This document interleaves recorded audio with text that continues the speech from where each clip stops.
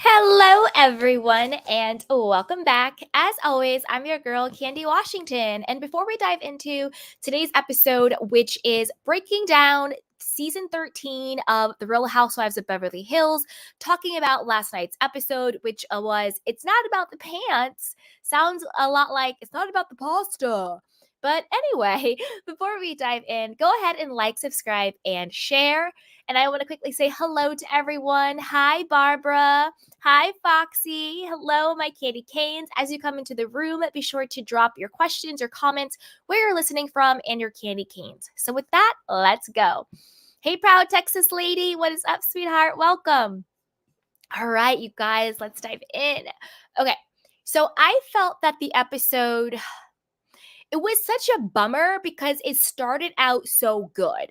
Like, I felt the episode started out high vibe. It was a moment. It was a key. The ladies were laughing. They were talking about Sutton's dating intervention. It was fun. It was a vibe. And I also thought that Magic Mike was the perfect amount of cheesy fun for the girls' trip, right?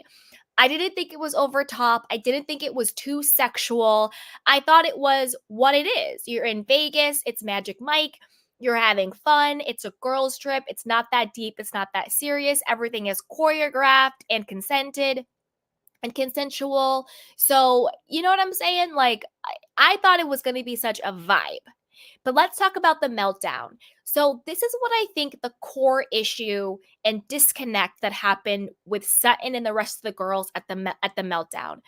And I think this is a core issue that happens a lot with the ladies in general. I think in real life and then also on screen is that when someone acts a certain way when they're hurt, instead of saying, "Oh, this person might be hurting," they judge the person, or they get defensive, or they get paranoid, or they think the person is judging them. Like when Erica was like, "Oh, like, Judge Judy," or whatever she said is judging us. I don't actually think Sutton was judging them. I think Sutton wasn't able to communicate that she wasn't in a good place.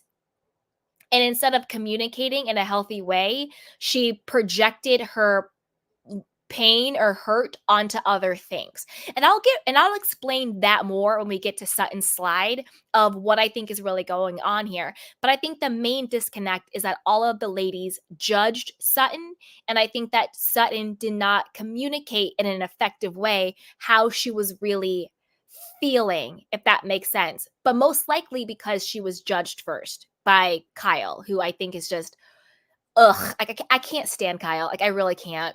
Like, her voice is irritating. When she asks questions, she's irritating. How jittery her body is irritating. Like, I just can't stand her. I really can't. But anyway, let's keep going. Now, I think that those memes that go around where it's like show villain versus actual villain?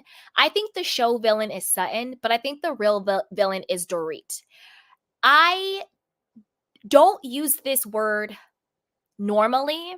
I don't know if I hope it's not a derogatory word. If it's derogatory, I apologize. But the only word I could use to describe Dorit in this episode was trash. Dorit, you're trash for the way you treated Garcelle. Absolute trash. First of all, nobody said you had to be, the person to insert yourself when Garcelle is having a real vulnerable moment about her children. You're a hypocrite and you are trash for that. We're going to get into it, but that was the only word I could think of. I hope it's not a derogatory word, but to me, Dorit, you're trash for that. But let's get into why Dorit is trash. So in the beginning of the episode, I thought she was a fun vibe. I thought she was fun. I thought she was, doing light, fun shade. Even her and Kyle, little banter was refreshing. It seemed like everything was going really good. And I had loved seeing at the dinner Dorit and Garcelle, it seemed like they were bonding and had a little bit more of their friendship growing about the kids when they were talking about it at the dinner. And Dorit was like, "Oh, you're seeing Oliver. How is that?" And Garcelle's like, "Yeah, they're getting the divorce."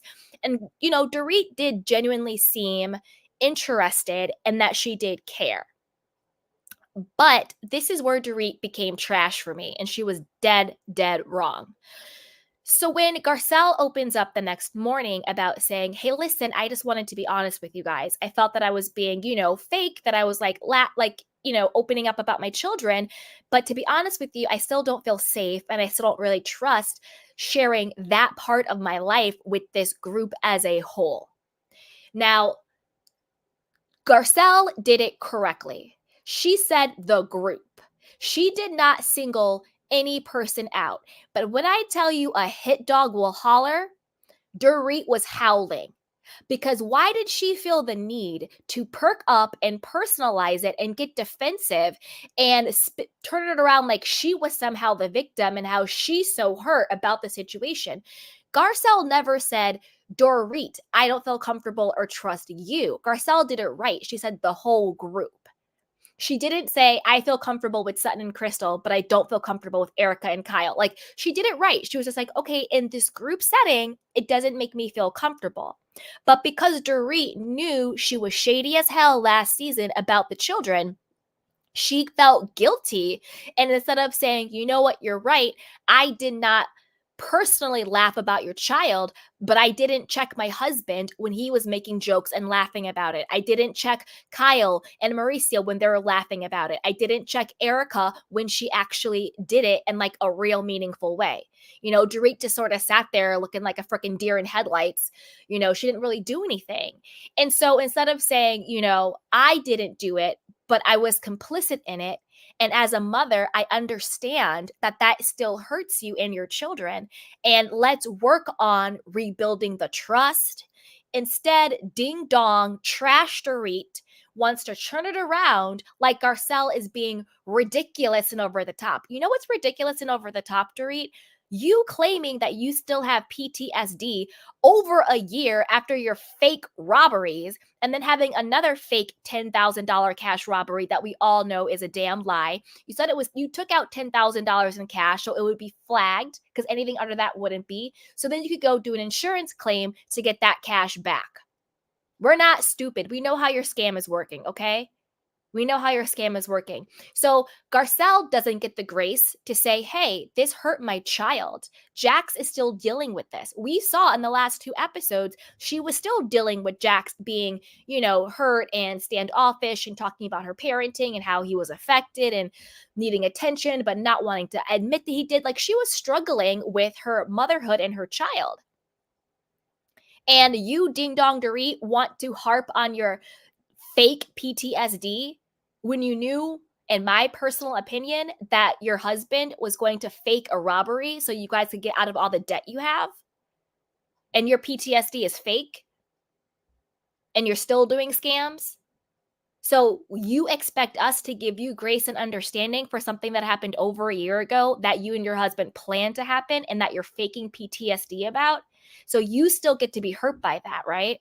But Garcelle needs to shut up and get over it. Dorit, you're trash. You're absolute trash for that. And the crazy part is, all of the other women understood where Garcelle was coming from. Kyle, even vile Kyle, had the sense enough to sit there and shut up and listen. Erica, and I'm going to get to Erica because I have a couple of things about Erica, but Erica knew to like sit there and say nothing because Erica knows she did a big misstep. 2 times Erica actually 3 times Erica screwed over Garcelle's children. And even Erica had the sense of mind to just sit there and be humbled and say nothing. And the fact that Garcelle was being vulnerable and being honest and being like, listen, I don't want to feel like I'm faking it. I want to be vulnerable and say, this is how I'm feeling and I'm still struggling and my kid is still struggling. Dorit, you're trash. You're absolute trash for that. And I can't say it enough. You're trash. I used to like you, but now you can go out with the garbage because you're trash. You're dead wrong. Your weird husband, PK, who's out there doing this, that, and the third with everybody he wants to do it with except for you, was making jokes and laughing about what happened to Garcelle's kids. We all know Mauricio did, and Kyle, that was the laugh heard around the world.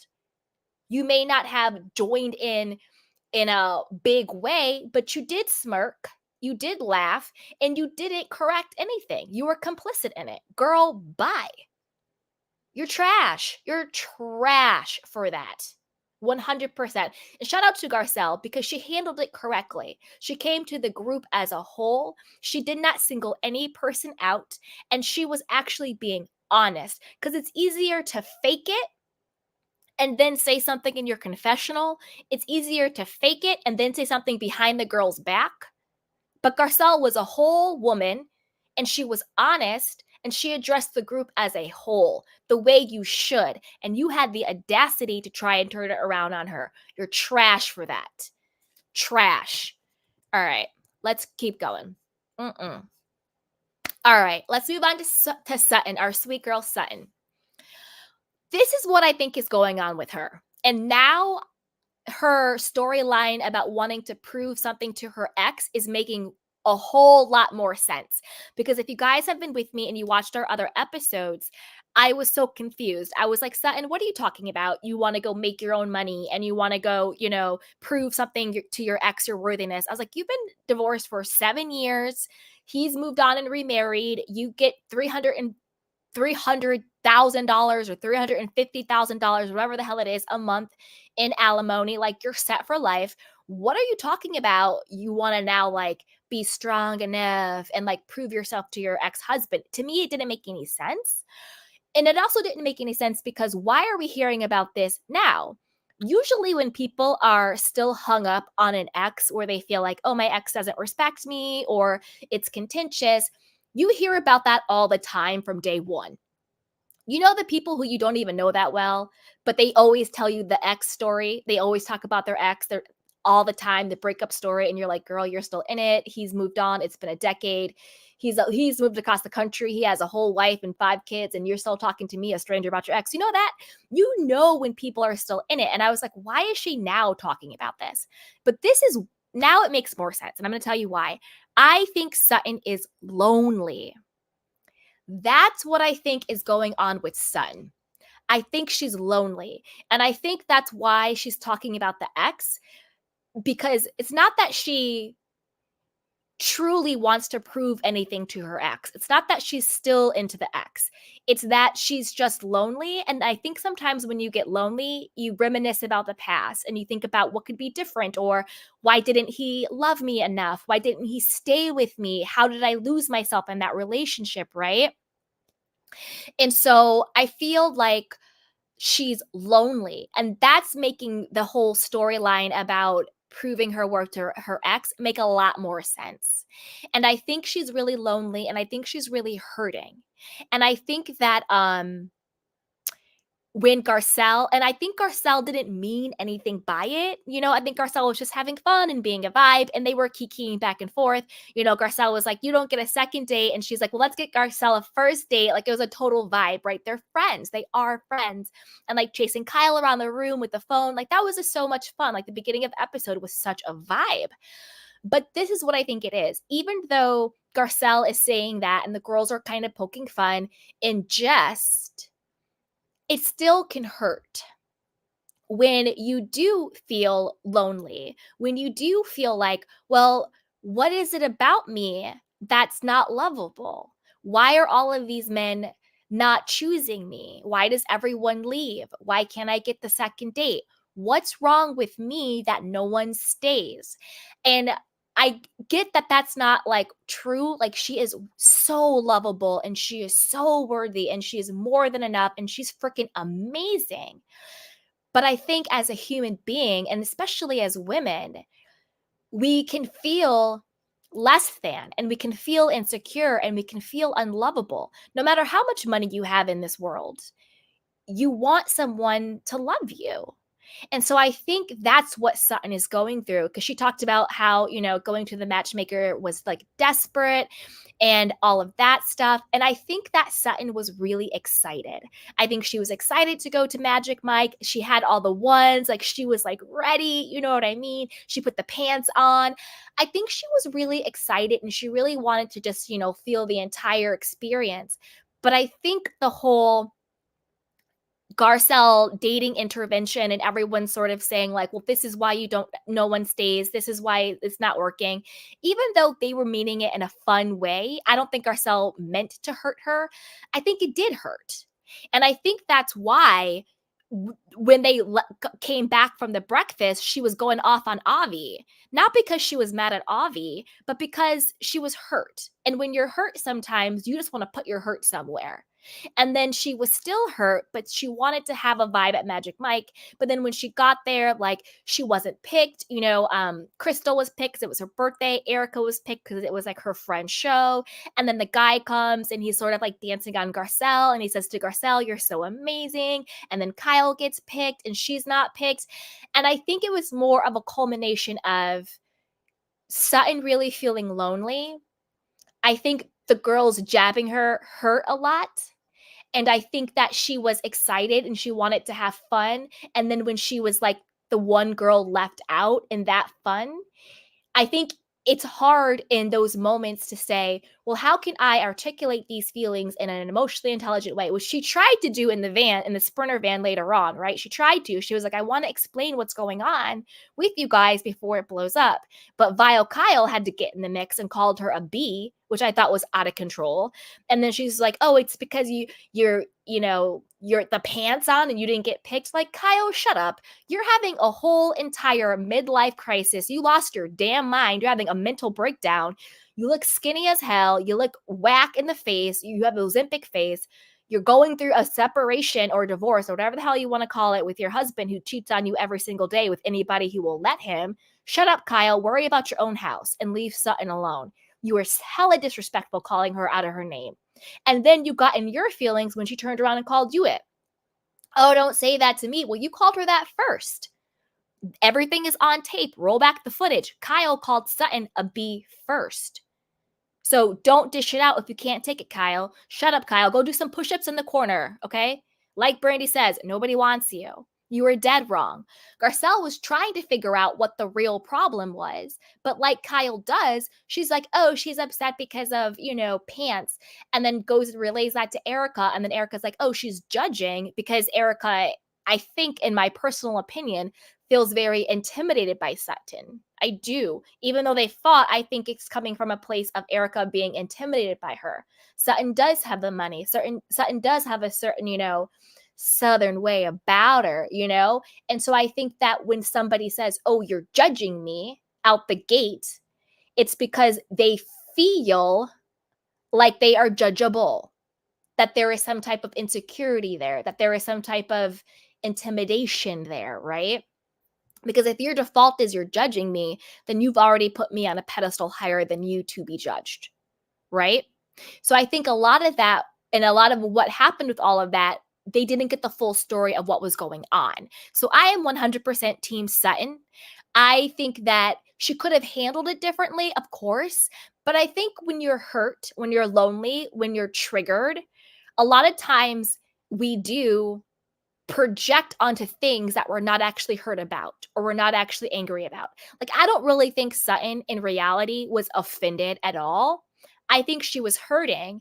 And so instead of saying, I'm hurting because of this, it's, oh my God, I'm so offended. The sexual thing that, oh my gosh, I gotta go, blah, blah, blah. Because until you're able to process what your feelings are, you can't always pinpoint, well, this is why I'm sad. You know what I'm saying? Like, this is why I'm sad. And so I am Team Sutton. I love you, Sutton girl. And again, it's like that meme where it's like, the show villain, because everyone's like, oh, Sutton's going to be the pot stirrer this season and she has this meltdown and blah, blah, blah. No, Dorit is trash. Kyle is vile. And honestly, I'm cool with Erica. I didn't think I would think that, but I am. I'm cool with Erica. So let's see. What else is going on this? Okay. And another reason why I believe this and it's backed up, because think about what Sutton said in the Sprinter van. She was like, well, you guys said that I'm prude. Like, I might be prude. I might have a kitty sweater and I'm not getting a second date. Like, she was talking about, what am I trying to prove here? Okay. Yeah. So this is the thing. She's quote upset about the Magic Mike over sexuality and stuff, which again, I don't think it was over sexualized. I think it was perfect it was a complete mood. And I don't think she was really mad about that. But then what she is actually talking about is what I think she is actually hurt about, right? She's talking about being called a prude, about the kitty sweater she wore, about not getting a second date and all of that stuff. So to me, what she's talking about is actually what is hurting her. Because when she got in the Sprinter van, it really wasn't about Magic Mike. And I love you, Sutton. You're my girl. Shout out to you. And you will find the right person to love you. And in the meantime, just love on yourself. Enjoy all of that money. Let every day be a shopping spree day. Let every day be a treat yourself day. Go to therapy, work on your self love, and just have fun. And don't think you need to prove anything to anybody, because you don't, girl. You are a complete vibe. To be honest, out of everybody on the cast, you have the most. It's honestly, Sutton is set up to be the most happiest, fun, vibiest person of everybody on that cast. Kyle's life is literally in freaking shambles. Dorit trash can life is in freaking shambles. I love Garcelle, and we'll get to her. We'll get to her slide, but I think Sutton has the money, and I think that she's putting herself out there when it comes to dating. Is she putting herself out there? At least Sutton is putting herself out there, even though it is uncomfortable and all of that stuff. Crystal, want, bore, snore. You know what I'm saying? Who else is even left? So yeah, Erica is in shambles. Get the hell out of here. I'm team Sutton all the way, 100%. She's winning. She's giving a vibe. Who cares? She had a meltdown. It's good TV. Okay. Now let's move on to Erica. Okay. So Erica was actually normal and fun this episode. She's actually been normal and fun this entire season, except for not knowing how to have empathy and everything being highly monologue scripted crocodile tears. But that's just her, I think. I don't think we can change that. If she wasn't born with empathy, she doesn't have it, guys. But this is the thing. I think, is the therapy working with Erica? Or has she been put on notice by her legal team that she needs to chill the F out after Tom's indictment? Because Erica had all of the smoke last season. I don't give a damn about anybody but myself. Alleged victims. You come at me, I'm coming at you. We're going to expose everybody and blah, blah, blah, blah. And drinking and popping pills and popping the puss and, just being an absolute nightmare. But now her tune has completely changed. I don't want to fight. I've given up fighting with the girls for Lent. It's fine, blah, blah, blah. And I'm like, is the therapy with your fake TV therapist working? Or are you shooketh because your Tom Girardi was actually indicted? And I don't think you guys thought that was going to happen. Not just Tom being indicted, but his alleged love child being demoted in the FBI because he did not disclose that he could be Tom's love child. Remember, there was a top LA FBI agent who was overseeing the investigation into Tom Girardi. And then the LA Times exposed that his mother used to have sex with Tom Girardi. It was his old secretary, and they had a sexual affair to the point where him and Tom look like father and son. I didn't see a DNA test, but I do have two eyes, and they looked like father and son. Not to mention, Thomas Girardi bought this woman a house, which is now valued at $2 million. And he was also giving her large sums of money for a long time. Sounds like child support and shut up money to me.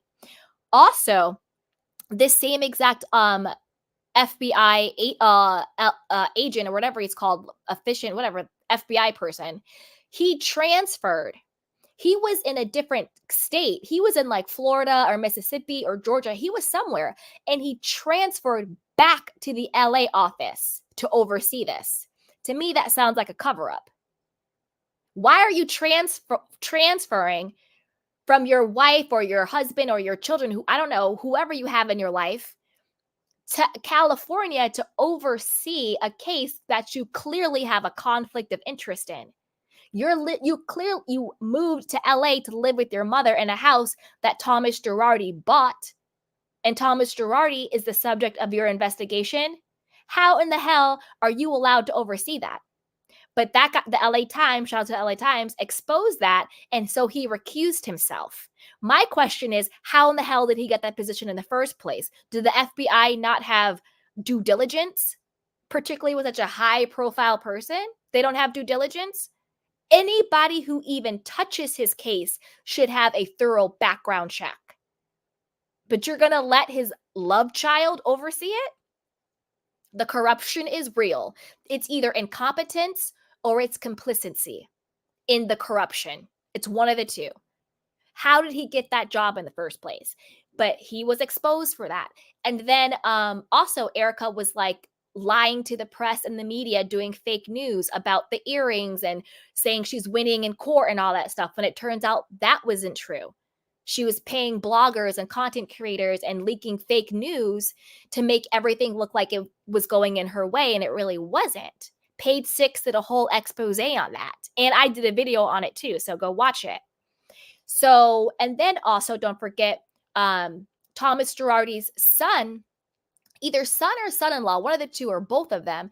And then also his CFO, his right-hand man, they also were arrested and indicted and are clearly turning over state's evidence. So to me, is this new Erica because she's really healing and learning and changing? Or is this new Erica because she got humbled real quick when Thomas Girardi actually got indicted? Because I think they thought this whole, he has, dementia and Alzheimer's and he's a failing and blah, blah, blah, and he's in a memory facility home. I think they thought that was going to do the trick and that would be enough for him to sail off into his golden years. I don't think that they thought they were going to indict an 82-year-old man. But they did, boo-boo. And who was right by his side when he got indicted? Erica. We did a whole video on it. Over there in Burbank, she was spotted getting a big thing of vodka. Remember? And she was, and I think it was TMZ who caught her, and she was headed to his memory facility home. So you still want to sit and play in our face and say you're separated from this man. You hate this man who did you so dirty. He left you so high and dry and destitute. He was cheating on you and you had no idea. But the day he's indicted, you go buy a huge handle of vodka to drown your sorrows, and then you go visit him, and then you admit that you talk to him every single day, and then you slip up and say he's still as like sharp as he's ever been. Shut up, Erica, you're exposed. So it's either therapy is working. Side note, I'm a huge proponent for therapy. I think it's great. I think anybody, whether you are struggling or not, even if you feel everything is going great, I think it's a great idea to have a therapist, a counselor, a life coach, as long as the life coach is legitimate and not a scammer, because a lot of scammy life coaches out there. I think it's great. I think being able to talk to someone and have an objective opinion from someone who is a professional and is a truly expert, I think it's great. So I want to make clear that I am not by any means knocking therapy. But Erica's made for TV therapy, I got questions. I got questions with that, okay? So is this really the new Erica? Or has Erica been humbled and everyone's like, actually, they're circling. So you need to ship up or shape out because you are doing the absolute most, and it's about to come to roost. And I said it before and I'll say it again. I do think Erica will be indicted on some charges. I give it 1 to 3 years. I give it 1 to 3 years. I think that the feds are still building their case against her. I don't think she's going to get off scot-free. She may not be charged with what we think she's going to be charged with. It might be like tax fraud or wire fraud, something, you know what I mean? But she's going to get charged with something. I give it 1 to 3 years. That's my prediction. With all of that being said, the one thing about not Garcelle, but about Erica that I do think is genuine is that I do think she wants to make amends with Garcelle. And I've said this since day one. I think Erica actually really wanted to be friends with Garcelle. What I think hindered that friendship was Lisa Rinna.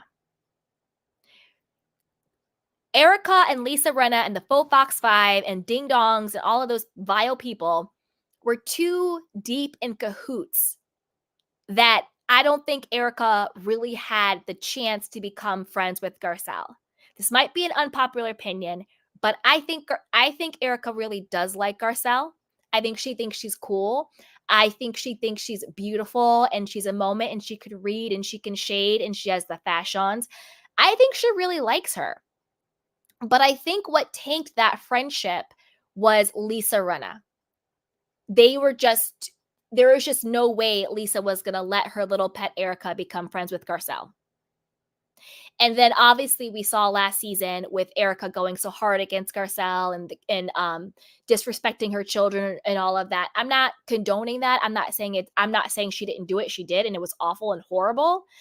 But sometimes, and again, this isn't right. So even though I'm giving an explanation for it, it doesn't mean that I think it's right, because I don't think it's right.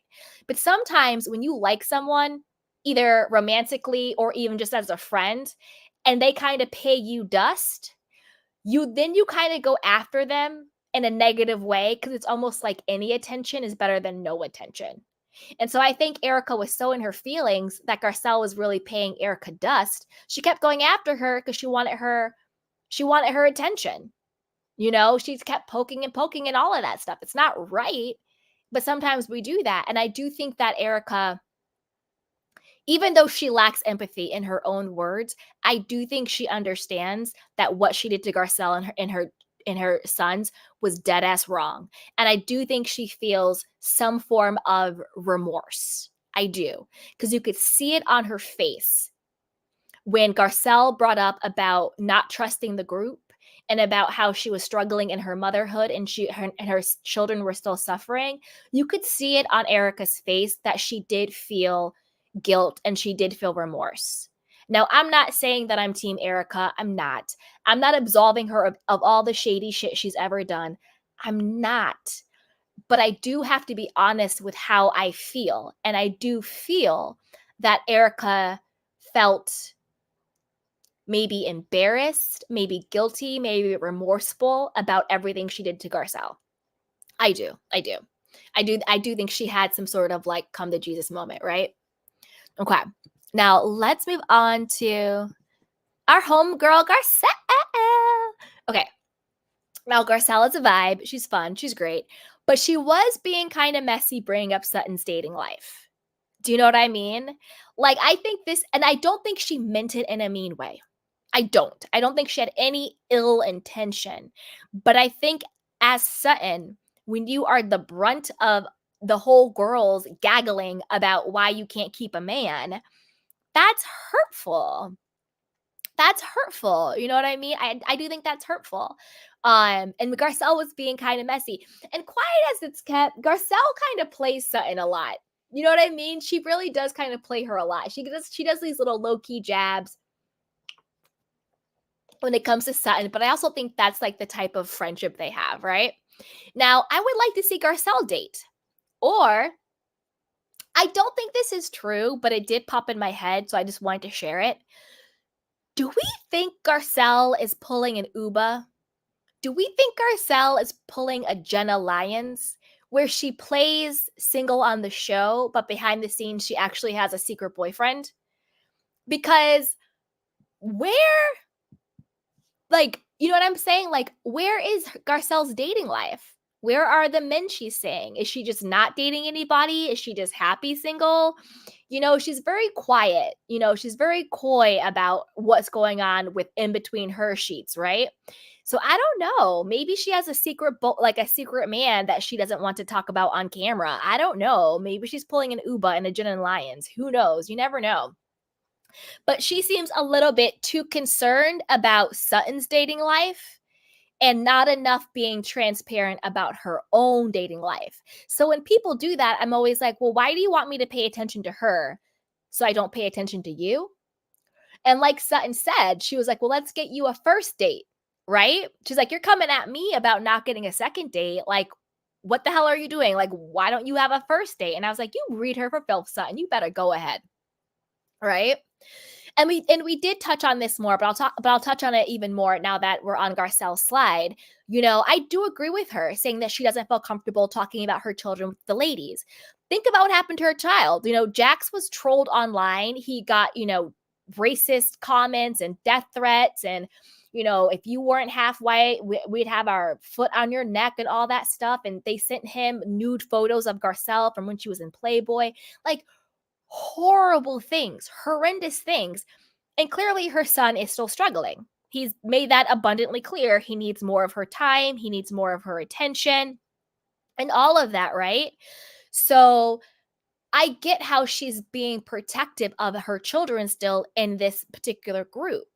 And then also don't forget, Oliver's addiction was weaponized against her by not only Erica, but also the online trolls. Because remember when Garcelle expressed her, in my opinion, very genuine and authentic concern for Erica, because Erica was popping pills and blacking out and drinking. And Erica said this herself. This isn't like us speculating. Erica told us the truth. She was popping pills, she was drinking too much, and she was blacking out. This is what Erica said herself. And Garcelle was like, do you think something's going on? Do you think there's a problem? And then Erica threw it back in Garcelle's face about Oliver's past addiction, which to me is disgusting and completely below the belt. Don't you dare bring up my child's struggle with addiction because you don't want to be honest about the fact that you're popping pills and blacking out. You know what I'm saying? That's dead wrong. Dead wrong. If you don't like me bringing up your stuff, then say something about me. Don't bring up my children. And don't forget, Erica cussed out Jax, and then Erica was like, her microaggressions. Oh, is that Oliver's baby mama? Can we have a threesome? What woman am I looking at that's like, let's have a threesome with my child? I don't care how old Oliver is. He could be 12, he could be 22, he could be 52. It's nasty for you to look me in my face and talk about having sex with my child. And Garcelle is better than me. I don't have children, but Garcelle is better than me. I wouldn't be laughing and kikiing about somebody saying they want to have sex with my child. It's nasty. First of all, it wasn't his baby mama. It was his wife. It was his wife, not his baby mama. What are you insinuating with that? And then to throw back in her face about Oliver's struggle with addiction. And shout out to Oliver. A lot of people in this world, either themselves or someone that they love, has struggled with addiction. All types of addiction, whether it's drug, alcohol, sex, gambling, eating disorders. You know what I'm saying? Every person on this planet has struggled with something at some time. So to throw about your child's addiction in your face because you don't want to take accountability for your actions is dirty as hell. And then don't forget the trolls did that too. That's why we knew the trolls were coming from Diana and Lisa Rinna and Erica's camp. They threw that the trolls account. They were saying stuff about Oliver's addiction and all this stuff. Remember? So, hello, why would Garcelle feel comfortable being vulnerable about her struggles as a mother and her children struggling to a group of women, except for Crystal and except for Sutton? Because Kyle was laughing, Erica did it, and Dorit was complicit as hell with her little boring ass self. In directly and then systematically with the online attacks, attacking your children. And then for trash can Dorit to be like, get over it. Dorit, you shut up. Like, she really pissed me off with that one. She really, really did. She really did. And I don't want to make everything about race, but it felt very disgusting to me me personally, as a Black woman, watching Garcelle be that vulnerable. And then Dorit use her white fragility. Oh, well, why are you upset about this? That happened a year ago. Get over it, Garcelle. Now my feelings are hurt because you're saying that I'm not being genuine about your children. Like, it's disgusting. It's absolutely disgusting. So when Garcelle doesn't share how she feels, and she's more guarded because she doesn't want to look like the stereotypical angry Black woman, or she's tired of having to be the quote strong Black woman, so she just doesn't share, then you guys are like, Garcelle needs to step up. We want to get to know you, Garcelle. We just want to get to know you. Remember Lisa Rinna kept saying that BS? We just want to get to know you. We want you to open up, blah, blah, blah. And then when she does open up and say, hey, this hurt me, and this is where I'm struggling, and this is where my children are struggling, Dorit has the caucasity to turn it around like somehow she's the victim in the situation. Disgusting. Absolutely disgusting. Absolutely disgusting. You know? Crazy, crazy, crazy, crazy. All right. Who's next? All right, let's talk about Crystal. Okay, so Crystal. I'm confused, but not by Crystal. I'm confused by production. Why is it the one season where I actually think Crystal has a personality? She was giving great shade with Sutton in the Sprinter van. She gave great shade against Dorit in the confessional. She brought glam. She was stepping it up. She brought in her brother to talk about him being like a, pop star in Asia. She's stepping up. She brought the glam and everything. She was ready to get down. She had fun with the magic mic. She's having fun. She's letting her hair down, had a 40th birthday party. Why is it that the moment Crystal actually gets a personality, production isn't showing her? She was barely in the episode, and they did her dirty by deleting her birthday party scenes. Because don't you guys remember when everything was like, quote, leaking out, which is just, Bravo's PR team leaking out photos prior to the season? We got all the photos of the whole entire gang at Crystal's birthday party, right? So unless it's going to happen in the next episode, which it could, I guess they could show Crystal's birthday in the next episode. Maybe. They might. But if not, they deleted her entire 40th birthday bash. Right? It's crazy. They deleted her birthday bash. Unless next episode they're still in Vegas and we get her whole birthday party. But other than that, I'm confused by production because this is the Crystal I want to see more of. She has an opinion. She's being shady. She's actually stepping up with the glam and everything. She's showing up. She's clocking in. So why is she now being basically edited out of the season? I'm confused, production. If you weren't going to do her this dirty, just don't ask her back. Because this is just sad. This is just sad. Crazy, crazy. All right, let's get to vile Kyle. Kyle is so annoying and exhausting. Like, so annoying and exhausting in general, but definitely during the Sutton meltdown. We talked about this earlier. She called Sutton a B first. And this is the thing. Even if Kyle thought that Sutton was overreacting, there was no need to escalate the situation by calling Sutton out of her name. That took it to a whole different level. And also, don't assume you understand why someone, and I hate this. I absolutely hate this. Heather Gay and Whitney used to do this all the time. And other like little, and so does Gina and what's her face? Who's the other person on the OC? Gina and her sidekick. I can't even think of her name. Gina and her sidekick. They do this all the time too, where they assume something and then they go back and they relay it as if it were fact. Kyle assumed she knew why Sutton was upset. Oh, are you mad about your pants by not being picked? Blah, blah, blah, blah, because you wore pants and you're just mad? And then she went back and relayed that to the other girls. When I actually don't think that's why Sutton was mad. Do you know what I'm saying? But then when you go back and relay it as if it's true, then the other girls, like Erica, is like, oh, well, she's being judgy and she's being this and all of this stuff. When I really don't think that was the case, And we're all allowed to have moments. We really are. We really are.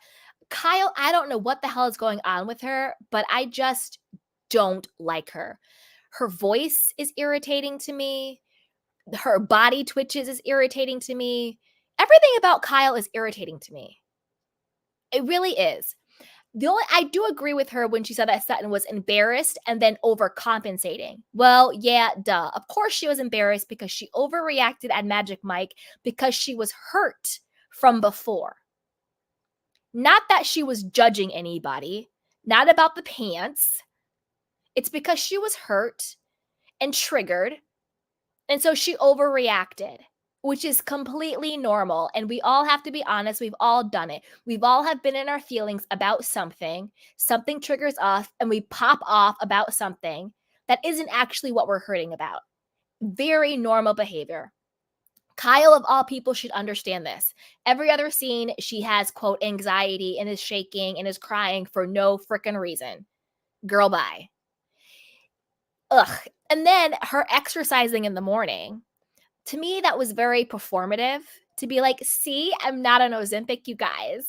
I work out every day. Shut up. You're doing too much.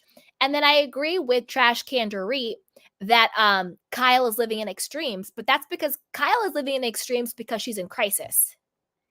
That is a survival mode coping mechanism when you are in crisis. You live your life in extremes. Everything is black or white. Everything is all or nothing.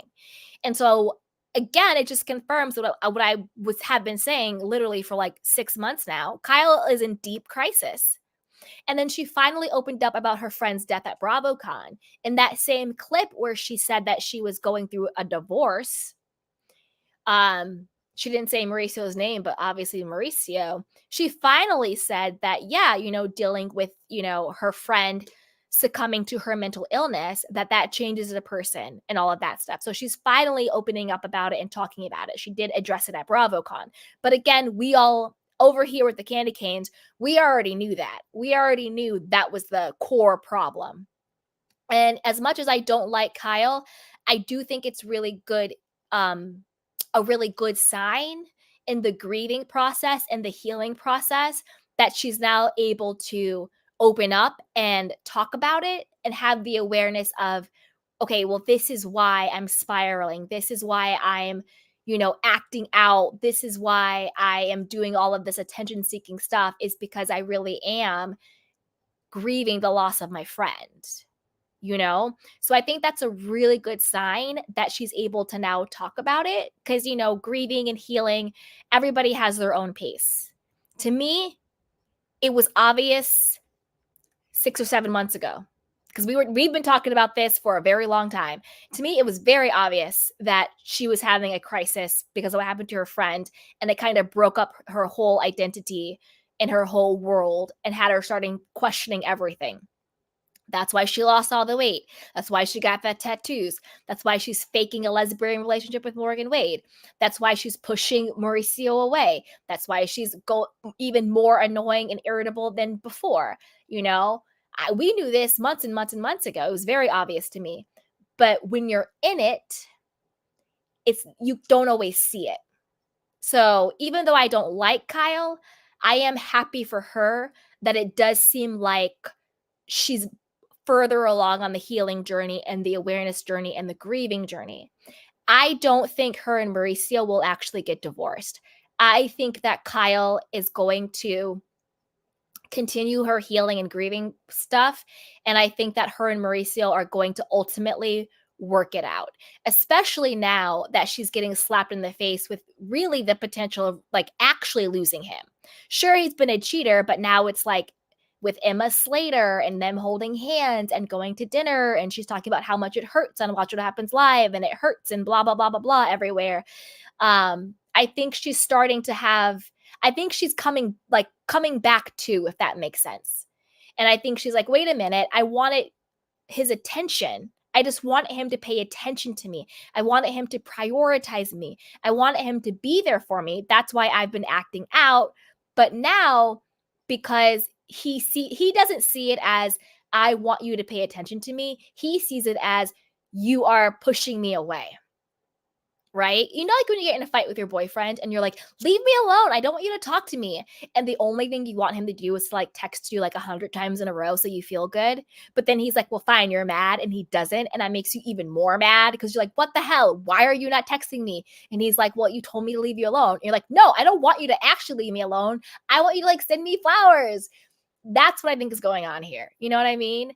And I think once Mauricio gets a freaking clue and realizes that everything she's been doing has been a cry for attention, please just pay attention to me, is basically what Kyle has been screaming for the last 7 months. I think they'll get it together. I think they need to go to couples counseling so that they can work on their communication. That's what I think is going to happen. I think they're going to end up at couples counseling. They're going to work on their communication and they are going to reconcile. I don't think they're ever going to actually get divorced. I just don't see it. The only way I think they would actually get divorced is if there is something legal there with his lawsuits. So I don't think that they would get divorced because they, quote, fell out of love. I only think they would get divorced if it was strategy to protect their assets. If the houses are in her name, or if they start, moving stuff into her name, or put accounts in her names and try to hide stuff because of all of his lawsuits for his fraud with the agency. That is the only reason why I think they would ever make it legal, is if it were to save and hide assets. But I don't think they would ever actually get divorced because of, quote, cheating, or because, quote, they no longer want to be together. I think it would be 100% a financial strategy choice, right? Oof. All right, you guys. What else is going on? All right, I think we got to every person. Dun, dun, dun, dun. But I want to know what you guys think. Put it down below, and I'm also going to drop the link in case anybody wants to come up. And this time, I promise I'm going to check the backstage. Yesterday, we were live and people were backstage, and I didn't even see them. So if anybody wants to come up, come on up. Until then, like, subscribe, and share. And let's take your candy cane questions, comments. Hey, Barbara. She said, even if Sutton is 100% wrong, I would never choose Erica and Kyle for anything. I co-sign that. Foxy says, I'm with you on that, Barbara. I said, I'm coming. Foxy says, hello, everybody. Hi, Odie. You want to share? Hi. What's up, sweetheart? What's up? Okay, I have a lot to say because one, Off. I think this season is super chaotic, and I think this season is giving forced energy. I think Kyle doesn't have a real storyline. I think their marriage is really forced. I just think a lot of things. Okay, so I don't know where to begin. I agree with you. Tell me which housewife you want me to start with, and I'll put her slide up. I can start with Erica. Okay, go. Erica, girl, why'd you come back this season? Like, why did she come back? I feel like there was no reason for her to come back. I feel like she should have got fired with Renna. Because she doesn't have a real storyline. Oh, you're trying to get your money together. You're trying to find your independence, but where's you getting that money from? That's my real question. Exactly. Where is she getting that money from? And I feel like, oh yeah, she's in therapy. She's trying to work. But just last year, you were just saying, can I cuss? Yeah, you go ahead. She was just saying, fuck the victims. Uh-huh. And she didn't care about the victims. But now randomly, when she was getting dragged on Twitter for 24/7, now she cares. True. It's all performative because she doesn't want to be indicted. But you're going to be indicted, boo-boo. I trust me. I have a crystal ball over here. I see it. 1 to 3 years, mark my words, she's going to be indicted for something. Something she's going to be indicted for. Because the thing is, she has thumbed her nose at the law one too many times. And there's one thing that people like the FBI and all that don't like. They don't like being publicly embarrassed. They don't like it when people think that they are above them. And they will humble you very quickly. Well, she needs to get humbled real fast. Agreed. Okay, next. Okay. Who's next? You tell me who you want. Garcelle. Okay. Sound off. I love how she's a great vibe. Mm-hmm. Actually, can I do Kyle? I just want to drag Kyle for one. You want to do Kyle? Yeah. Okay. This lesbian on Ozempic lady needs to stop. She's very she's just so exhausting seeing on my screen. Your marriage is so forced. Like, we all know that you guys are never going to get a divorce because he has a prenup. I mean, no, you guys don't have a prenup. Yep. There's no prenup. There's nothing. And I understand when they got together when he had literally no money and she had no money because she was literally doing these D-list films, like Halloween. She wasn't really making no bread like that because her mom was taking all her money, all that. But still, this lesbian on Ozempic is keep on forcing this marriage on us, and it really sucks. Agreed. And I feel like her and this Megan rumor, I feel like it's fake. I feel like we all know that y'all do things and really bad. And it just like with Teddy and Dorit, it's obvious. It's obvious that y'all do things different. Yep. But I feel like the only reason that they're not going to get divorced is because, one, Mauricio's sketchy business is weird. Mm-hmm. He's a real estate real estate agent, but how's he a real estate agent and you make more money than him? That's all I gotta say. And you know what about Mauricio? This is the thing. He always tries to clown Rick Hilton, but the truth is Mauricio didn't have 2 pennies to rub together when he got with Kyle. And Rick Hilton was the one who put him on real estate, gave him a job at Hilton Highland. Mauricio was broke working in the fashion industry, doing who know what in the fashion industry. And then he tried to act like he came from money and like he was doing real estate before. That's all a lie. Rick Hilton was the one who gave him his come up. Right. And now look where he's at, running a sketchy business. Exactly. Getting sued for multi-million dollars left and right. Right. And now look, now they bought this nice house, this white house. And now they're going through all these marriage problems. What was those problems last year? So basically you're trying to say all these years you've been hiding your marriage behind the scenes. Where's the authenticity? Like, where's all that? Basically. I don't like this for her. I think she should quit the show. This is the thing. I think she needs to get fired or quit the show, one of the two. But I agree. And Kyle doesn't have a storyline. Because to be honest with you, this whole Mauricio separation, that isn't enough of a storyline because the gag is we already know he's been cheating from day one. There has been cheating allegations against Mauricio that go back literally a decade. Literally. Remember when Lisa was like, weren't you cheating on her? Yep. So come on. Okay. Who else do you want? Sutton. I need to talk about her. Okay. I love Slutton. That's her new name. I love Slutton so much. I think her having this mental breakdown, it just shows that she wants to be Kathy Hilton so bad. I'm here for it. I love Sutton. But like, it's just like, yeah, like somebody had to bring the ratings this episode because your ratings are going really shitty now. So somebody had to bring the ratings up this episode. Shout out to Sutton, Slutton, whatever her name is. Shout out to Country Girl. Yes.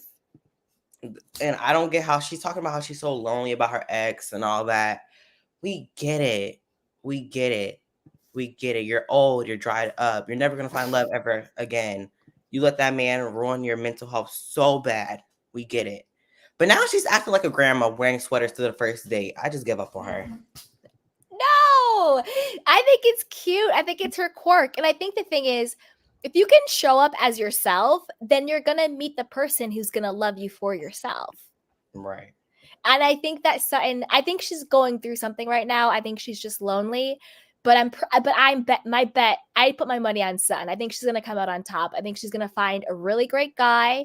He's probably going to be like a retired banker or something, and they're just going to live their very bougie, old money, classic life. And I'm completely here for it. And Sutton, if you want to adopt me, I'm for sale. So just come on and scoop your girl up. Right. You know what I'm saying? Like, I think she'll come up on top. Right. Really do.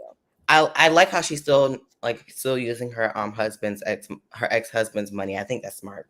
Oh, hell. Oh, my God. Are you kidding me? That's why she said at the lunch with Jennifer Tilly, she was like, oh, we're not giving up the alimony. She's like, she goes, I'm not stupid. Damn right. Who would give up $300,000 a month? Not me. Listen, that's why I was like, Sutton, if Garcelle is doing you dirty, you can call on me. I will come right on over and be your bestie girl. But I have a question. Like, do you think her and Garcelle they're just too close? I'm not trying to throw anything out. I just think they're too close because one, clearly her and Garcelle, they're like super close. But I feel like their friendship, like I feel like her and Garcelle, there's something like there's a system. Like they know what to say, they know what to do, and they just know how to play each other. I feel like they're just playing each other to keep their spots on a show. That's what I think. This is what I think. I think that they truly are really good friends. Yeah. And I do think that they have sort of a jib jab banter. Like they do shade each other a lot. Like Garcelle shades Sutton, but Sutton will give it back. And I do think that's their banter. Where I think it goes wrong is when I think it's a topic that either one, whether it's Garcelle or Sutton, just like in life, They won't that defend each other. person is tender about because they're actually hurting in it. Right. You know, like if you're not actually hurting about being single and lonely, when your friend makes a jab about not getting a second date, it's not going to affect you. It's water off. It's like, oh girl, whatever. You know, you get your a first date. But when you're actually in a place of hurt, even though your friend didn't mean to hurt you, it still hurts you because it hits different. Right. That's what I think's going on. I do think Garcelle and Sutton have a pact, but I think that's smart because it's more of like a friendship pact, not so much as a forced alliance. Kenya, the way the Fox 4 Kennedy. 5 were and all them were. Yeah. But yeah, that's what I think. I love Sutton dearly. Me too. And I love Garcelle, but I just feel like their friendship is just super weird to me. And I feel like, we can go to Garcelle now. I just have one more thing, and I'll be done. Garcelle, I love her. I love her so dearly. I love her how her kids are just like, they're so honest with her, but you can tell that like they're backing it off. But I feel like her bringing up Sutton's dating life sucks. I feel like if some of my friends brought my dating life on the TV show, I would hate that because one, that's like violating. Like it's like that's violating, and that's like that like it just doesn't make sense for like if my best friend brought up my dating life, I'm gonna bring up her messy dating life because didn't Garcelle date a cheater? Her ex-husband cheated on her, yes. Multiple times. So with multiple times with multiple women, yes. If I was Sutton, I would have threw that right in her face, but she wouldn't do that. Sutton gave a good jab back. She was like, well, let's get you a first date, Garcelle.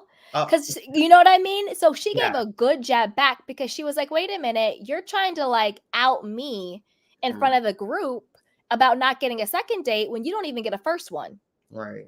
You see, they have her. And that's the thing I'm talking about. Like, that's why I was like, Garcelle, what's going on? Like, do you have a secret man? Do you have a secret woman? Do you what's good? What's real good, Garcelle? Because why are you making Sutton the butt of it? Because it's what I didn't like it. It didn't land with me. Yeah. Oh, not miserable. She's miserable. I feel like she's miserable because have you seen her wigs? There's no edges. Stop. I'm sorry. It's because I'll be staring at her lace and be like, "Ooh, whoever did it." Stop. But no, it's just like she's so miserable because you always have to bring somebody else's problems, but we bring her problems up. Yep.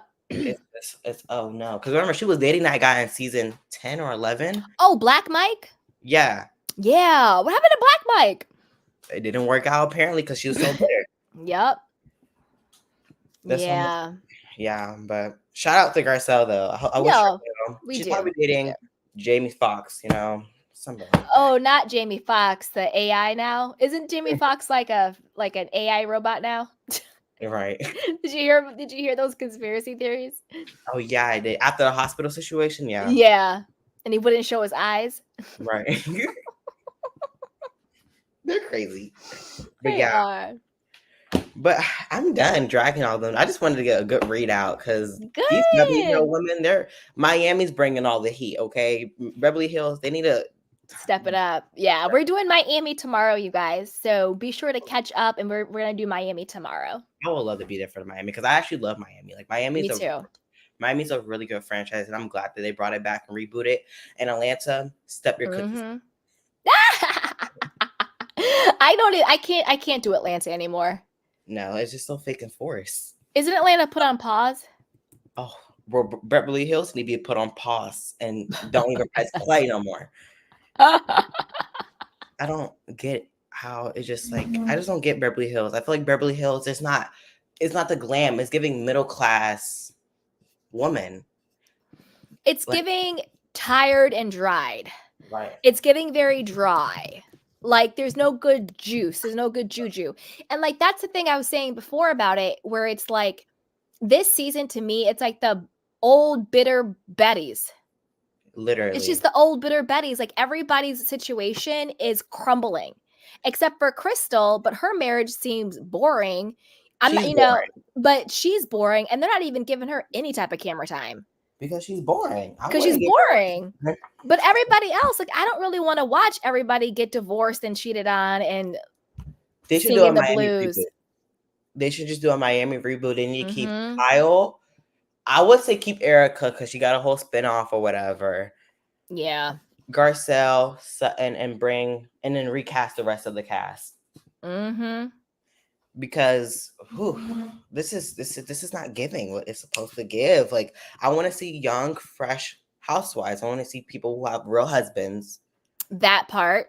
I want to see people who have real like problems. That part. And I want to see people that actually go through real marriage problems and not on Ozempic and scissoring with a girl named Megan. Her name is Morgan. Oh, Morgan. I had to say it. Sorry. Oh my God, I love it. You are such a vibe. But yeah, like, I'm just done. I'm just really done. Like, Housewives is just so dried up, and that's probably why the ratings are dropping. Yeah, it's very stale. And the thing is, it's not fun to watch misery. Right. Like, Dorit to me is bitter and miserable and stressed out because her husband is just dipping it and doing it from LA to London. Their fraudulent money is running out. Kyle is bitter and miserable. Sutton, I like Sutton, but she's sad. Sutton's sad this season. You can tell she's lonely. You can tell she's sad. Garcelle is also sad about the state of affairs with her children. Crystal isn't even present. Erica is just always evil, but trying not to go to jail. And there's nobody left. And then Anne Marie, I'm not excited for her. I don't want to prejudge, but I'm going to judge. Has she even came on yet? She's not even on yet. But I feel like Anne Marie is just going to be a mouthpiece for Kyle. And I'm so sick of Kyle having these little wind-up dolls mouthpiece for her. Right. She's basically going to be Teddy. An annoying, nothing Nat saying everything that Kyle wants her to say. That's what she is. Need her. Hello. Where's Lisa Vanderpump? Where's Camille? Like, maybe it'll pick up once Camille comes on and Denise comes on. But why can the production team literally just be like, hey, Camille, we need you back ASAP. Hey, right? Because like, or Lisa Vanderpump, like, we won't fire Kyle, but we will, because at this point they need to step their cookies up. Because if I was a producer, if I was on the show, every last one of them would get read. Because one, y'all are not doing anything. It's like, it's so boring and it's not powerful no more. It doesn't give good TV. It just gives dried up woman. But okay. Exactly. Hey, Freddie. Hi, Candy. How are you? Good. How are you, sweetheart? You want to sound off? I'm well, thanks. I'm in the City of Gold. Lovely. Dubai, that is. Yes. I know. I remember you said on your live. Yes, that's exciting. So very exciting. That I think's got the potential to be a good franchise in the future. But with Beverly Hills, yeah, I mean, I really was not impressed either with the premiere episode. I found it, boring, dry. I mean, I don't know why they wanted to do that whole let's do some spiritual healing thing with Evil Woman or Eagle Woman, whatever she's called, in Malibu. It was just like, it was just such a typical weird Dorit thing. I suspect she's been seeing this Eagle Woman more than she admits, because I mean, look at PK during that first episode. He was looking like a right slob, just eating 2 crisp packet, chips as he's going along with, he just doesn't seem to care about his health.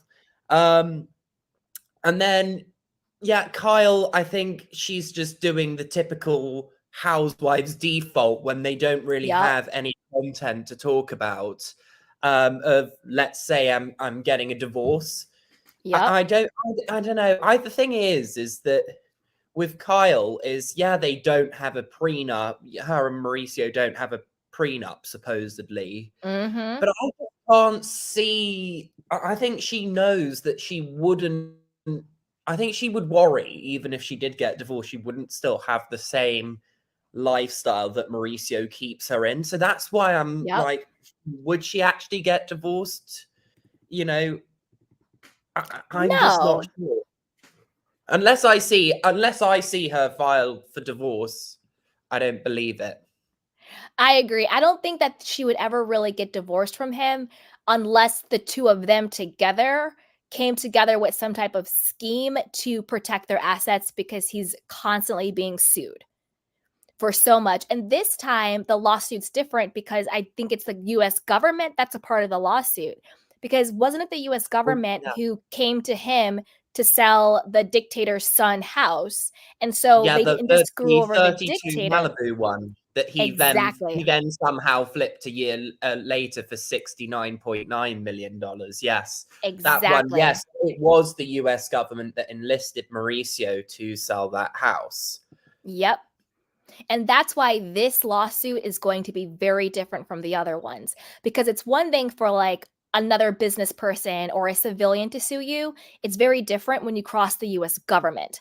That's why they haven't been able to just, either pay the person off to go away or shut up, or get it dismissed because of, who they are. Unfortunately, our legal system sometimes will favor people who are privileged and people who are rich or famous. But none of those tactics are going to work because this is the US government. So this is going to hit different. And so I think that's a big reason why they might be doing this whole separation thing, to see how that's going to pan out, to see if they can protect their assets, if he actually does have to be accountable from a financial standpoint.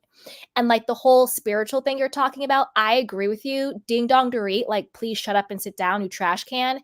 The reason why they do those spiritual things is because it's so fake and it's so produced, but they do them whenever they've either had something really dark happen, like something violent happens, or something really dark, or because the last season itself in its entirety was so dark. They always have these spiritual retreats as a way for them to say, okay, well, let's like clean everything up spiritually and let's just start over. So that is their way of putting a pin in all the Yeah, darkness that is and true. They having did a do refresh. that. They do Like that they did all the time. Go ahead, They Freddie. did, like in like Salt Lake City. You're right. They did that when obviously Lisa Barlow had the hot mic moment, and obviously with the whole Erica, being sort of exposed by Kyle that it was Erica's publicist that leaked the whole Kathy Hilton feud thing Yep. happening. Yeah, and I think a lot of people say Kyle and Mauricio are wealthy, which maybe on paper they might be. But what I do find is interesting is that years after buying their house, Mauricio has taken out a $5.4 million mortgage against That's right. the house. See And it that. was like, if I was Mhm. worth $100 million, if I actually had that money, I wouldn't be taking a mortgage against my house Yep. because I've got 100 million. I would use that money. And particularly now, as we're in an era where mortgage rates are going through the roof at the moment. Like, this Yeah. is probably the worst time you could choose to buy to go for a mortgage.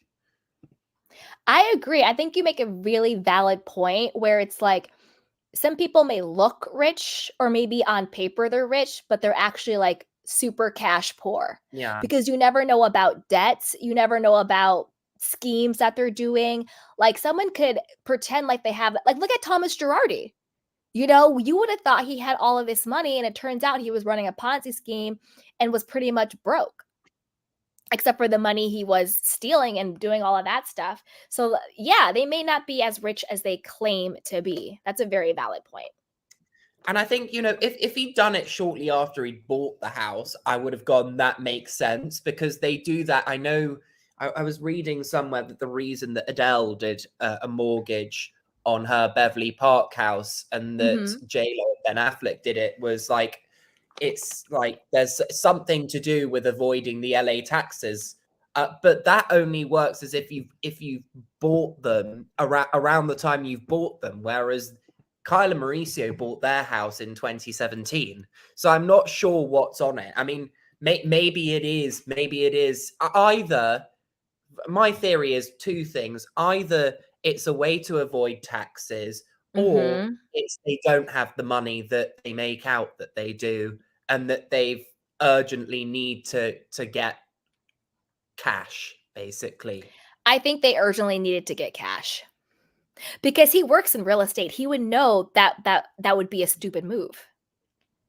Yeah, exactly. I think they needed the cash. Because again, like, yeah. people look rich, but behind the scenes, like, if you didn't know PK and Dorit, you would think they had money. But as we all know, they're broke doing insurance scams. And his Like, show broke. in the UK was so fake as well. I mean, Dorit, we'll say it allegedly, but I do have the court document. Dorit, allegedly only owns 1/11 of that house in Encino, and then their previous house in Beverly Hills, again for the purpose of this, it was allegedly owned by Sam Nazarian. So,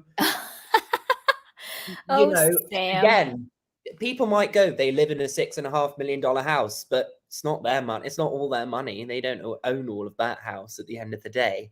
The rumor is that what they do is it was like a bunch of investors, Dorit, and they're like, basically, you buy this house, and then like hopefully in a few years' time, we all, they put it on a year later that we can like sell it and make more money. And you've basically sort of promoted the house by being on Beverly Hills. Yeah. But obviously, because it was done, they bought it for just under $6.5 million and were wanting near to $10 million. Obviously, most people are like, well, why am I going to spend near to $10 million when you bought the house 13 months ago for just under 6.5? Like, that's delusional. Like, no one's going to do that.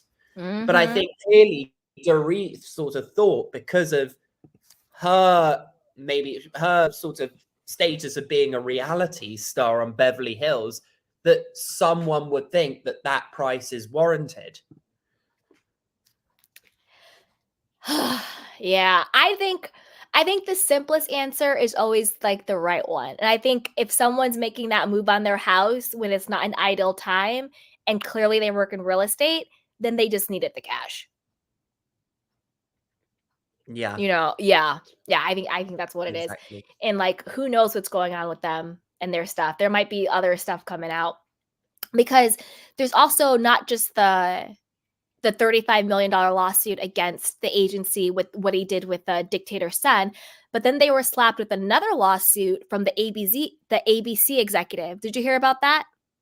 I did hear about that one. Oh, obviously, and there's also a lawsuit that Mauricio's got relating to Netflix, where someone's basically tried to sue them for apparently having, in like an intro bit into a scene. Apparently their house was filmed and they didn't give permission for it. Yeah, with that lawsuit, I'm kind of like, I think they're reaching a bit with that one. I think they could be owed something, but not as much as they're asking. Because they're asking for like millions and all of this stuff. I'm like, yeah, maybe they should probably give you some type of kickback fee, because they did, include your house without your permission and you live in a certain community, that you should have those protections, like if it's a gated community or a private, whatever. Yeah. So they should get some type of kickback, but a whole lawsuit and millions of dollars, I don't think so. Yeah, to want something like over 10 million, which is what there is, it's just like, yeah, you're taking the mick there. Exactly. What do you think about... Oh, go ahead. Oh, no, sorry. What were you going to say? Oh, no, you go. No, I can't actually remember what I was going to say. Oh, I was going to say, what do you think about Sutton's meltdown? Sutton's meltdown, not surprising. Yeah, I think we've sort of been getting a lot of hints from her since she joined Beverly Hills that she is lonely, that she sort of is quite eager to have a man, but because she's like this awkward person, it's not easy for her to go on a date. And I think when, in somewhere like Beverly Hills, where it's very superficial, like a lot of men her age are going to be wanting to date younger women if they're not married already. So I think that's her problem. I mean, but I think I don't think Sutton would be going for her own age. I think she would be going for more like a retired, like 65, maybe Definitely. 70-year-old man. But I think even if she is doing that, I do think it's her awkwardness. And I think a lot of men are probably threatened at the fact that she does have a lot of money. She can afford to do everything she wants to do. She doesn't have to rely on a man to, provide that wealthy lifestyle for her. So I think maybe there are a lot of men that are sort of threatened by that too. 100%. I also think when it comes to Sutton, like, I think she will find her person. If I was her, I would just ask her friends to set her up, like her friends that she has off camera, not like Garcelle or anybody like that, off camera and everything. What I will say is that if Sutton does get some rich, like retired banker or like property developer, insurance broker, I bet Erica will just try and become Sutton's best friend so she can sort of infiltrate Sutton's rich dude's friends so she can find like some old guy for herself that can fund her lifestyle. True. Very true. What do you think is going on with Erica? Do you really think she's changed or do you think she's fronting?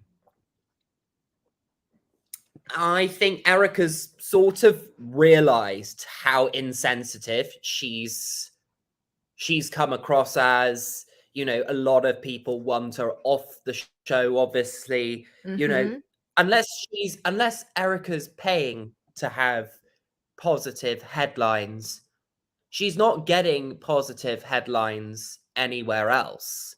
And she's identified or has been told by her PR team that, you've got to seem relatable. You've got to seem empathetic if you want people to be saying nice things about you, that you're, the people that you aren't paying to say nice things about you. So Erica's gone into this sort of like robot type position where she's like, sort of like, what's empathy? What's feelings? And how do I have empathy for other people?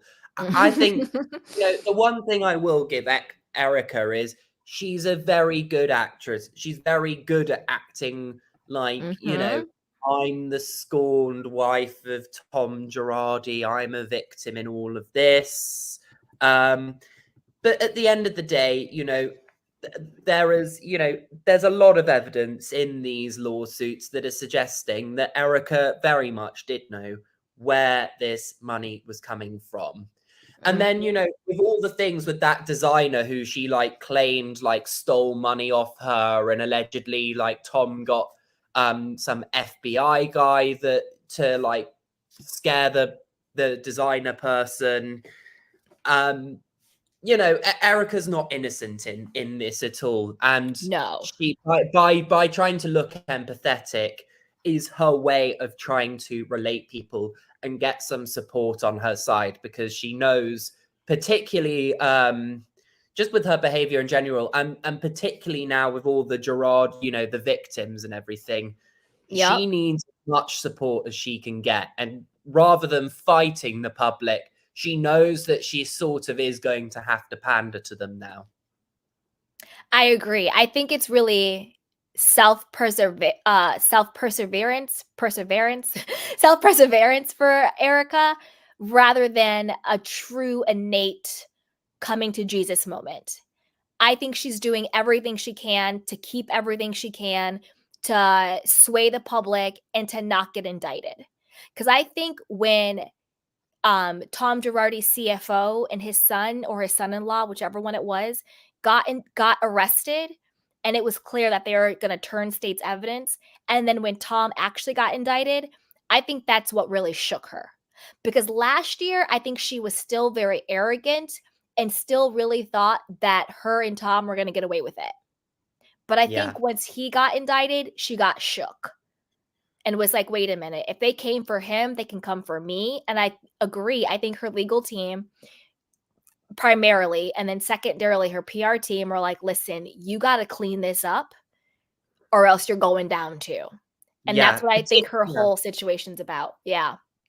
Particularly as Tom's son-in-law, who was David Lira, I think his name was. Yeah. Bear in mind that he wasn't actually working at the law firm when the whole revelations came out about this. Mm-hmm. I think Erica probably is thinking, oh, well, if David got in all of this trouble not being at the law firm and he'd left, Yep. like, it's only a matter of time till they're getting like closer and closer to me. And then it's going to be a trail where it's all going to just unravel. You know, they're going to find out what Lyra did, who siphoned off money to who's been getting money where. Because what we do know from all the lawsuits that's been going on and the trustees managing this case have been saying is Mm-hmm. that Tom was using money through Girardi Keys, not out of his own personal bank account. So I think they are good. It's obviously taking its time, and I think it will still take more time. But at some point, it's all going to unravel, and we're going to be finding who Tom was giving money to, who's been benefiting from it, and Yep. what exactly they have been spending this money on. And Erica will, in my opinion, 100% be linked to it in a very big way. 100%, because I think they are doing such a deeper investigation into how many people were corrupted and involved in this, because it goes so beyond just Thomas Girardi. You can't run the level of fraud and Ponzi scheme that he ran for not just 1 decade, not just 2 decades, but for 3 or 4. This man has been practicing law since his 20s or 30s, and he's now 82. And he's been doing this for a good 4 decades. And then not to mention the corruption with the State Bar of California. You have a lawyer who has had over 200 complaints, and he literally just lost his license like last summer, remember? Like that. Yeah, And then I mean, the it's State with Bar of everyone. California. Oh, go ahead. And the Democrats as well, actually, because Tom Girardi actually donated money to Vice President Kamala Harris's campaign. That is in court documents. That isn't a lie. And of course, Kamala Harris has conveniently been quiet about what's happening with that money. Yeah, like, do they have to give that money back? I don't know. You know, I don't know. Back to the victims. I'm not from America, so I don't really know what the laws are around what would happen with that. But you know, it's definitely not a good look for her. And yeah, just on the whole for Erica, it is bad news. So she's got to find a way to get out of it for sure. Yeah, because they can also go after her for hiding stolen funds. Because this is the thing. If Thomas Girardi, at this point, his money just wasn't clean at all because he commingled all of the funds from his clients. Like all of his money at this point was dirty. You can't say he had clean money. It was all dirty.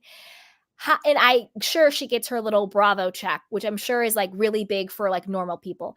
But the level of life of lifestyle that Erica is still living, she clearly still has access to stolen funds.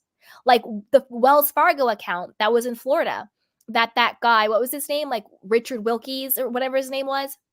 Richard Wilkes. Oh, Jim Wilkes. Sorry. Jim Wilkes. Yeah, Jim Wilkes, right? Like she's funding the legal bills. He's funding the legal bills still. I mean, the legal still bills. Got top lawyers on the payroll. She has top lawyers on the payroll. She has enough money for glam. She has enough money to do a residency in Vegas because as you know, quiet as it's kept, a lot of the times it's actually the performer who pays out of pocket for like when you're watching Potomac and Candace was like, I have all this money for the tour. Usually it's the performer who's paying out of pocket all of that. So where is she getting all this money for her residency? She has to pay the dancers. She has to pay for costumes and makeup and practice and sound and DJs and music and all of that stuff. Where is she getting all this money from? She still has all her designer clothes, designer purses, designer jewelry, you know, old paintings, big, you know, fast cars, a multi-million-dollar house. Where is all of that money coming from? Yeah, I mean, after she left Tom and she was like, "Oh yeah," I mean, she bought a brand new Range Rover Sport, which in Yep. America retails at about $96,000. I mean, Yep. that I'm sorry, you can't say being able to spend $96,000 on a car is being bankrupt. I mean, Exactly. what the average American is not earning that in a year, I suspect. I mean, they wouldn't be in the UK, let alone being able to splash that onto a brand new car. And it's just even Yep. with the glam squad, yes, it's downsized, but it's still there. I suspect, Candy, though, what's happened with the Vegas Bet It All on Blonde thing that she's doing over there. What's it? It's called. It's at the Blues. What's it at the Blues something? It's Blues Casino or something that. Who knows? House Something of like that. Blues, it House is. of But Blues. Yeah. I suspect it is that friend of Tom's called Michael Gorhan that is potentially footing the bill for this because, he was the guy that's a friend of Tom's. He was rumored to be a love interest of Erica's shortly after she left Tom. However, that's not been proven as of yet.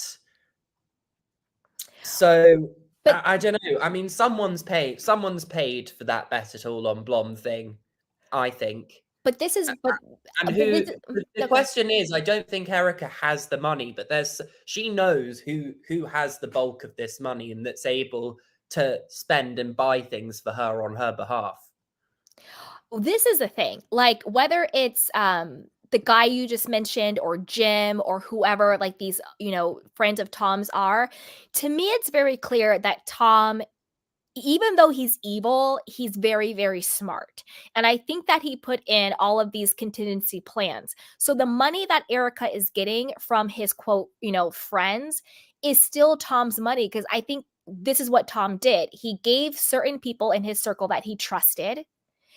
He's probably done favors for them, so their hands probably aren't clean, so they're not going to snitch because they'd probably go down a lot of money, and was like, "Listen, if anything ever happens to me or if I go down, I want to put this in your name and this account offshore, Wells Fargo, and I want you to funnel this money to Erica." I don't think that these men are giving Erica their money. I think these men are giving Erica money that Tom gave to them in case anything ever went down. Yeah. And I think that's what they're going to get exposed for because the money she's using, in my gut, I still think it's stolen money because Tom Girardi is very smart. You don't do what he did for decades by not being very, very strategic. Exactly. And so I think like that's to me is like the slush funds, like the Wells Fargo account for $500,000. To me, that is clearly money that Tom set aside in different accounts under different names, other people having different access to it. But ultimately, it's going to go to Erica. So these friends of Tom's, they're not giving Erica their money. They're giving money to Erica that Tom had already ciphered aside in case something happened. Because Erica and Tom are still thick as thieves. She still visits him. She still talks to him. They're not estranged. That's just for show. They're still very much thick as thieves. I mean, You she's know? already admitted that it's Mhm. not like she's completely iced Tom out of her life. She has Yep. said that she speaks to him on the phone and supposedly he doesn't really remember who she is or what she does. But she says that she still talks to him and that he does call her. So, I Mhm. mean, I think he's definitely more coherent than's made out. I think he's being Yep. the showman, but he's always been the showman, but he's just doing it a different way than usual. I mean, the thing with Jim Wilkes is he's a top attorney as well. Mhm. He's able to practice in a lot of different states. He's won a lot of accolades in the law world, a lot of big connections with people in high places in the United States as well. So yes, if he could potentially have even more money than's let on, but because he's an attorney, he'll know the legalities to get around all of that and where's best to store it potentially. If Exactly. he's got it, as for Michael Gorham, the Vegas casino owner that Erica was linked with, I mean, it's no secret, no offense to anyone here if you are a casino owner, but you know, there's a lot of dodginess of what happens in Las Vegas with where that money comes from for casinos. So, I mean, it wouldn't surprise me if Tom, I don't know, lent Gorham money or something, and that Gorham was basically able to sort of launder it or wash it through his casino. And that's how he's able to potentially fund Erica. Exactly. Because the thing is, all of these people are corrupt.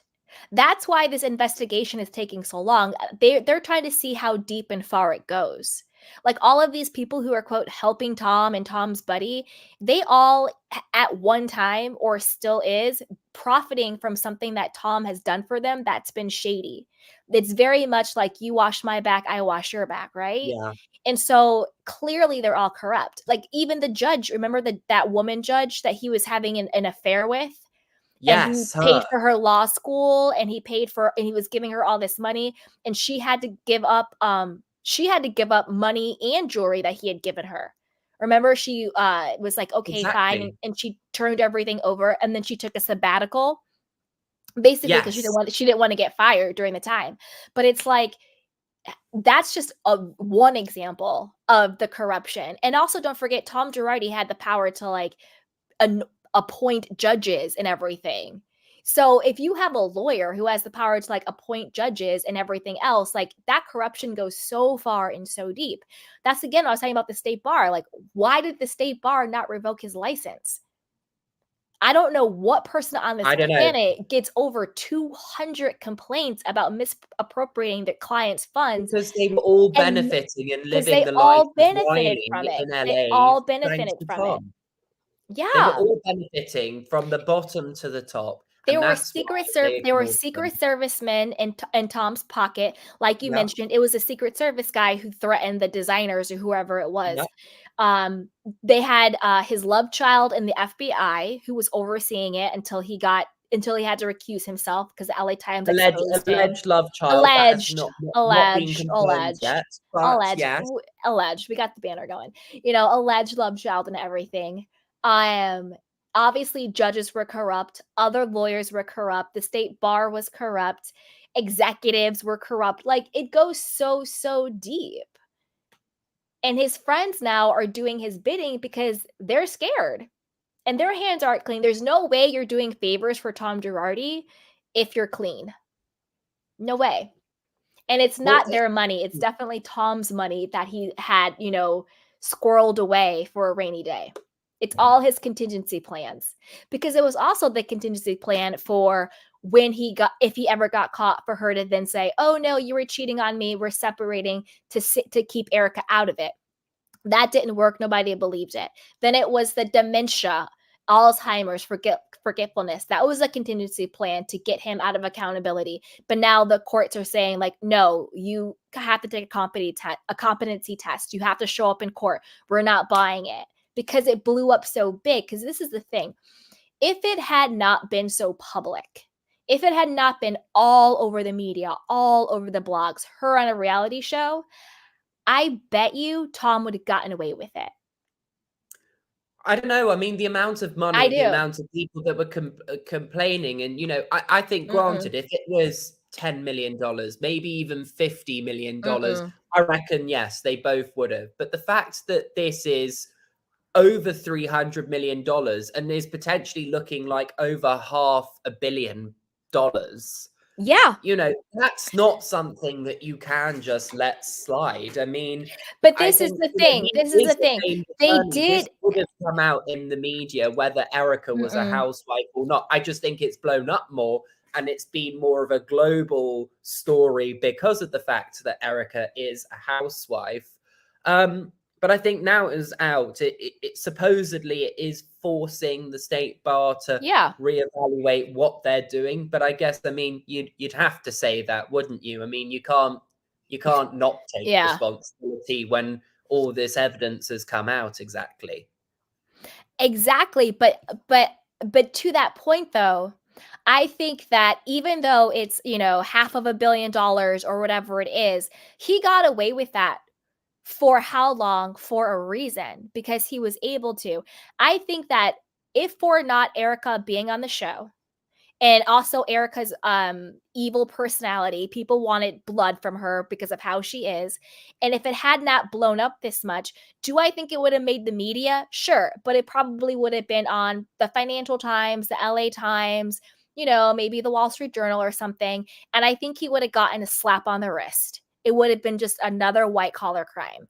But the fact that it blew up to this level, and also because Erica is so known within pop culture, mainstream media, and it was being exposed on such a high level, now I think he's actually going to be held accountable. But if it were not for that, do I think Thomas Girardi would have ever been indicted? No. I think it would have been a slap on the wrist. They would have been like, okay, we'll take away your law license. You can't practice anymore. Go off into like the sunset or whatever. Pay these fines and fees. He would not have been indicted. It would not have been this whole situation, because people like that get away with stuff like that all the time. And it's really sad. Maybe I don't know. not at I that think level. I have to disagree with you, because I think based on the scale of this case and the amount of money that's involved, I don't think he would have got away with it. But I think we're going to disagree to disagree. No, it's fine. No, it's fine. I think he would have gotten a slap on the wrist. And another reason why I think that would have happened is because when it's on this scale and it's so clearly so insidious, the government, whether it's the FBI, whether it's the court system, whether it's a state bar, whatever, they don't like looking like fools. They don't like being embarrassed. They don't like having to admit that their system is flawed and corrupt. So they do wash a lot of things under the rug in order to keep up appearances, particularly in America. I'm telling you, in America, if it were not this big, if Erica were not in mainstream, he would have got a slap on the wrist. 100%. It would not be this level at all. But because everything has been so exposed, because everything has been coming to light, because there's so many exposés and everything happening, and like middle America is like invested in this story, they have to.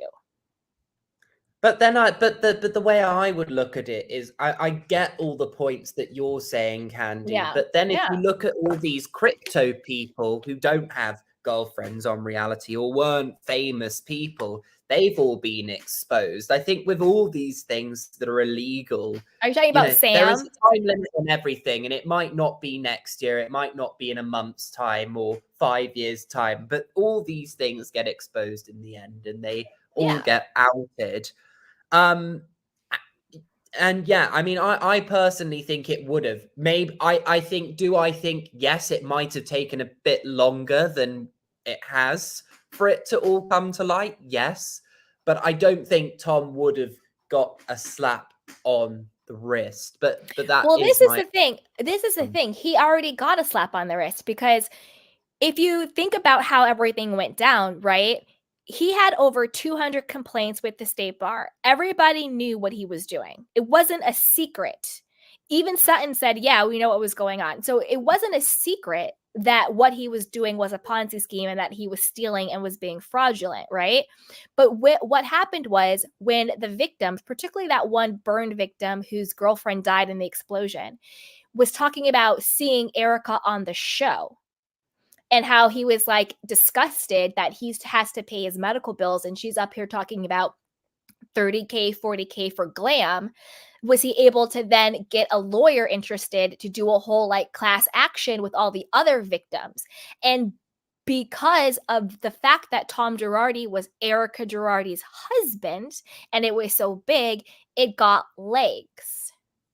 And like when you're talking about the crypto stuff, like even with Sam Bankman-Fried, the reason why he's gonna get, I think, probably a bigger sentence is, one, they want to make an example out of him, but two, he was also very much a public figure. He was hanging out with like a ton of celebrities, Orlando Bloom, Katy Perry, doing all like the Super Bowl commercials, and he was a huge donor for both Republican and Democratic parties. Like, he became the brand himself.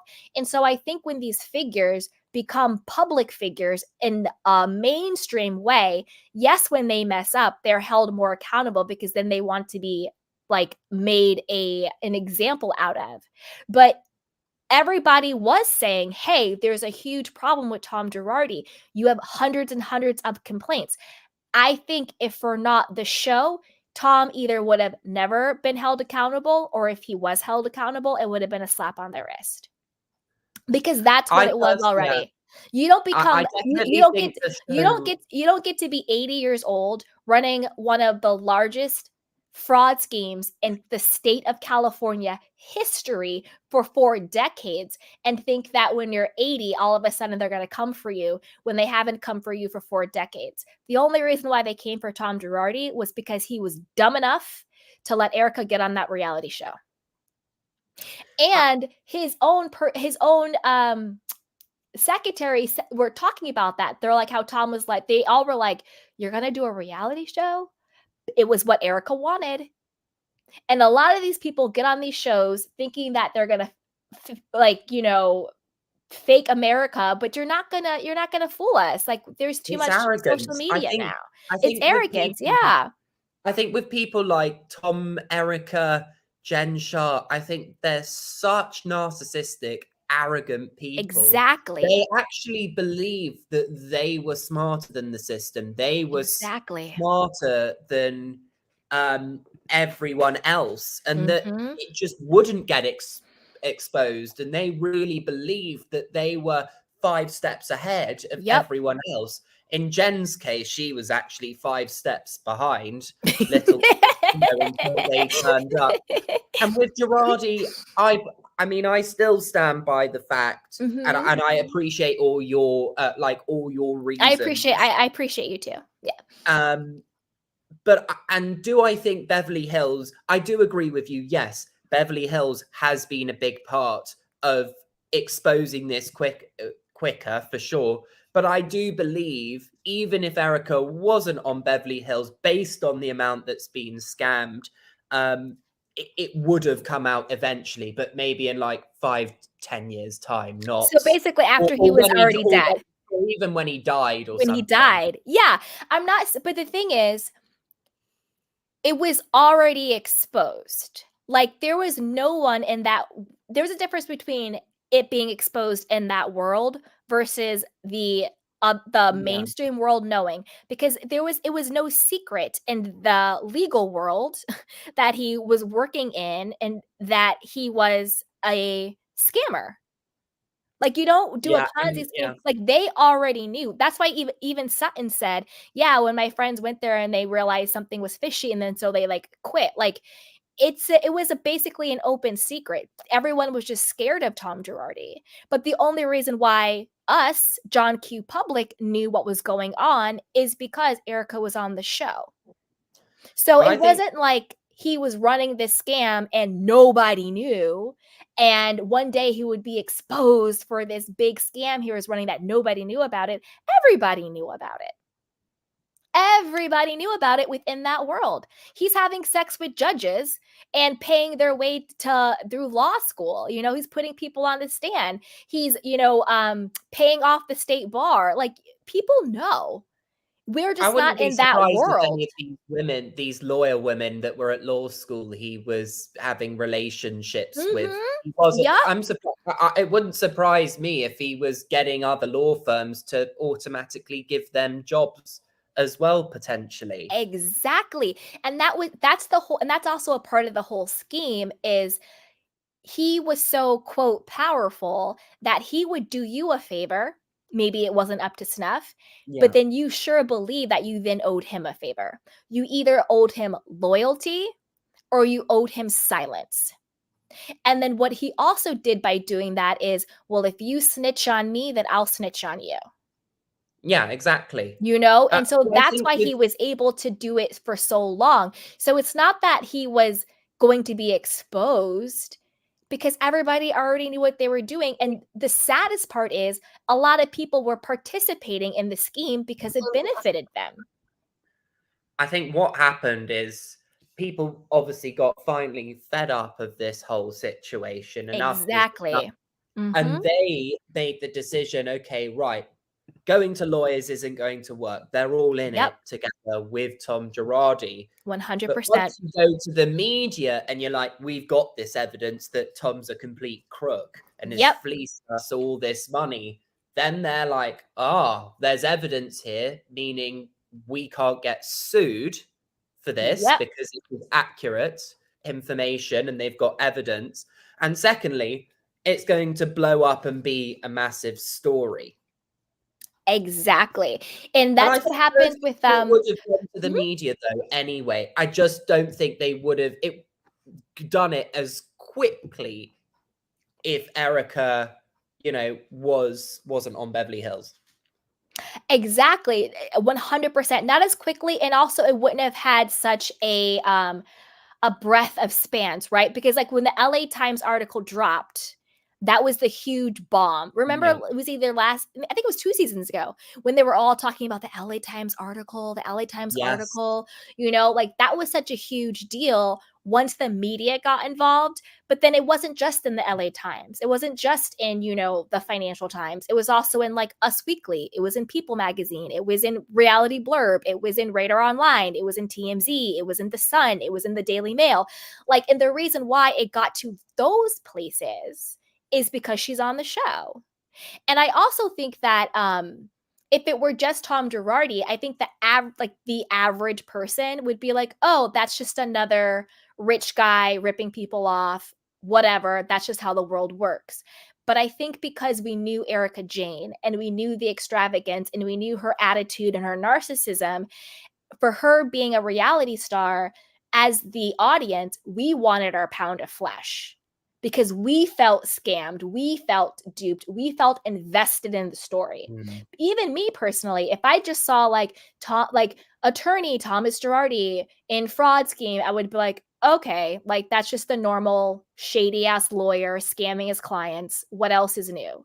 But because it was Erika Girardi's husband of Real Housewives of Beverly Hills, I was like, oh, hell no. You know what I mean? It hits different when you feel invested in the people. Yes, definitely. And you bought into, and what was the thing with Erika? You bought into the wealthy lifestyle. You thought, oh my God, isn't it cool that this 82-year-old still works, taking on all these massive cases?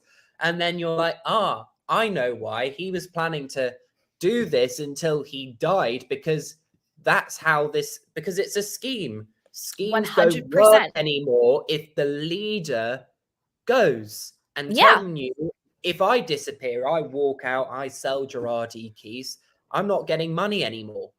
So that's why he was holding on there for his own personal gain.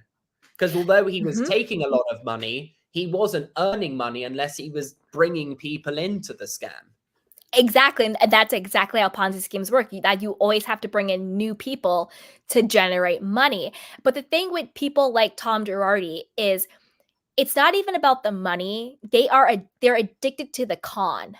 It's an addiction for them. They're addicted to the scheme, So I do agree with you. I think he would have been scheming and scamming until he passed away because he's addicted to it. It's almost like a drug. That's why people who could get busted for a white collar crime, scheming and scamming, usually they will end up, once they're out of jail, going back and scheming and scamming some way, somehow, because they are addicted to the con. It's sort of like how long can I do this without getting caught, or how close can I get to being in trouble but not getting caught getting caught. Exactly. And it's almost like getting away with it in plain sight. Knowing that everybody knows you're a fraud, but yet they look at you like you're not. It's that narcissism, and it's him thinking he's always the smartest person in the room, that he can talk his way out of everything, right? It's that narcissistic ego where it's just like, I can out talk anyone. I can out scheme anybody. They're addicted to it. Even like PK, even though he's a less successful con artist, I think he's addicted to the schemes. I think he's addicted to the con. I think he is a professional con artist and he's addicted to it. Whereas I think with PK, withering away quite. I think he's withering away. I think the difference with PK is he's not as smart as Tom. He doesn't have as much cash. The difference is Tom had cash to bribe people to shut up. He was throwing money from here, there, bouncing money everywhere, whereas PK is not in that same financial position where he can do that. He doesn't have, so he's, it's not going well. And of course, Boy George, who he manages, well, it seems Boy George is all his money because of PK, I would suspect, allegedly, my opinion. Because, I mean, he was very successful as an artist back in his heyday. And now he had to do things like I'm a celebrity. He's getting in all these lawsuits with ex-bandmate John Moss. He's, allegedly he's now owing nearly up to £12 million, supposedly. See? I mean, so, it's not looking good for even PK's, people he manages. And then the real estate show he did in the UK, that was a massive flop. So that was meant to air at 9 p.m. Now, in the UK, that's considered like a prime time slot to air a show. And then because the ratings were bad, it moved to 10 o'clock. And then a week later, they were like, oh, the ratings have got even worse. They moved it to 11 p.m. Oh, no. And then what they ended up doing is the ratings were so bad, they were actually airing repeats of like other reality shows, like those ER type shows and things like that before PK's show. Wow. I mean, that pretty tells sad. you how bad the views are. Yeah, that's pretty sad. Oh, PK. Hey, Sandy, bye, Kyle. You want to share? I'm going to have to go now, Candy. Okay, it was so good seeing you, Freddie. Have so much fun in Dubai. I will do. Bye, Sandy, as well. Thank you. Bye. Bye. Bye. Hi, Candy. Hey, sweetheart. Sound off. Yes. So, Erica. Okay. She scares me. I feel like she's a sociopath.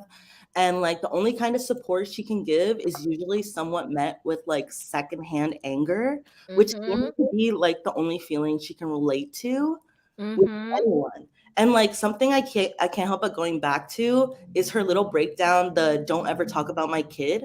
Like, why did the whole Jax incident take so long to resonate as like something? Yeah. Clearly you can somewhat relate, but it just doesn't. It doesn't connect for her. And I feel like she needs intensive, long-term psychiatric care before she scams more people. Yep. And but also I am not opposed to another sugar grandpa in the picture. Why not? Spread them around. But if there is, spill the tea, girl. Like, let us know. Right? I love it. Anybody else you want to sound off on? Yes, absolutely. So I don't know if this is something anyone else feels, but when Dorit tries to throw shade, I get cringe.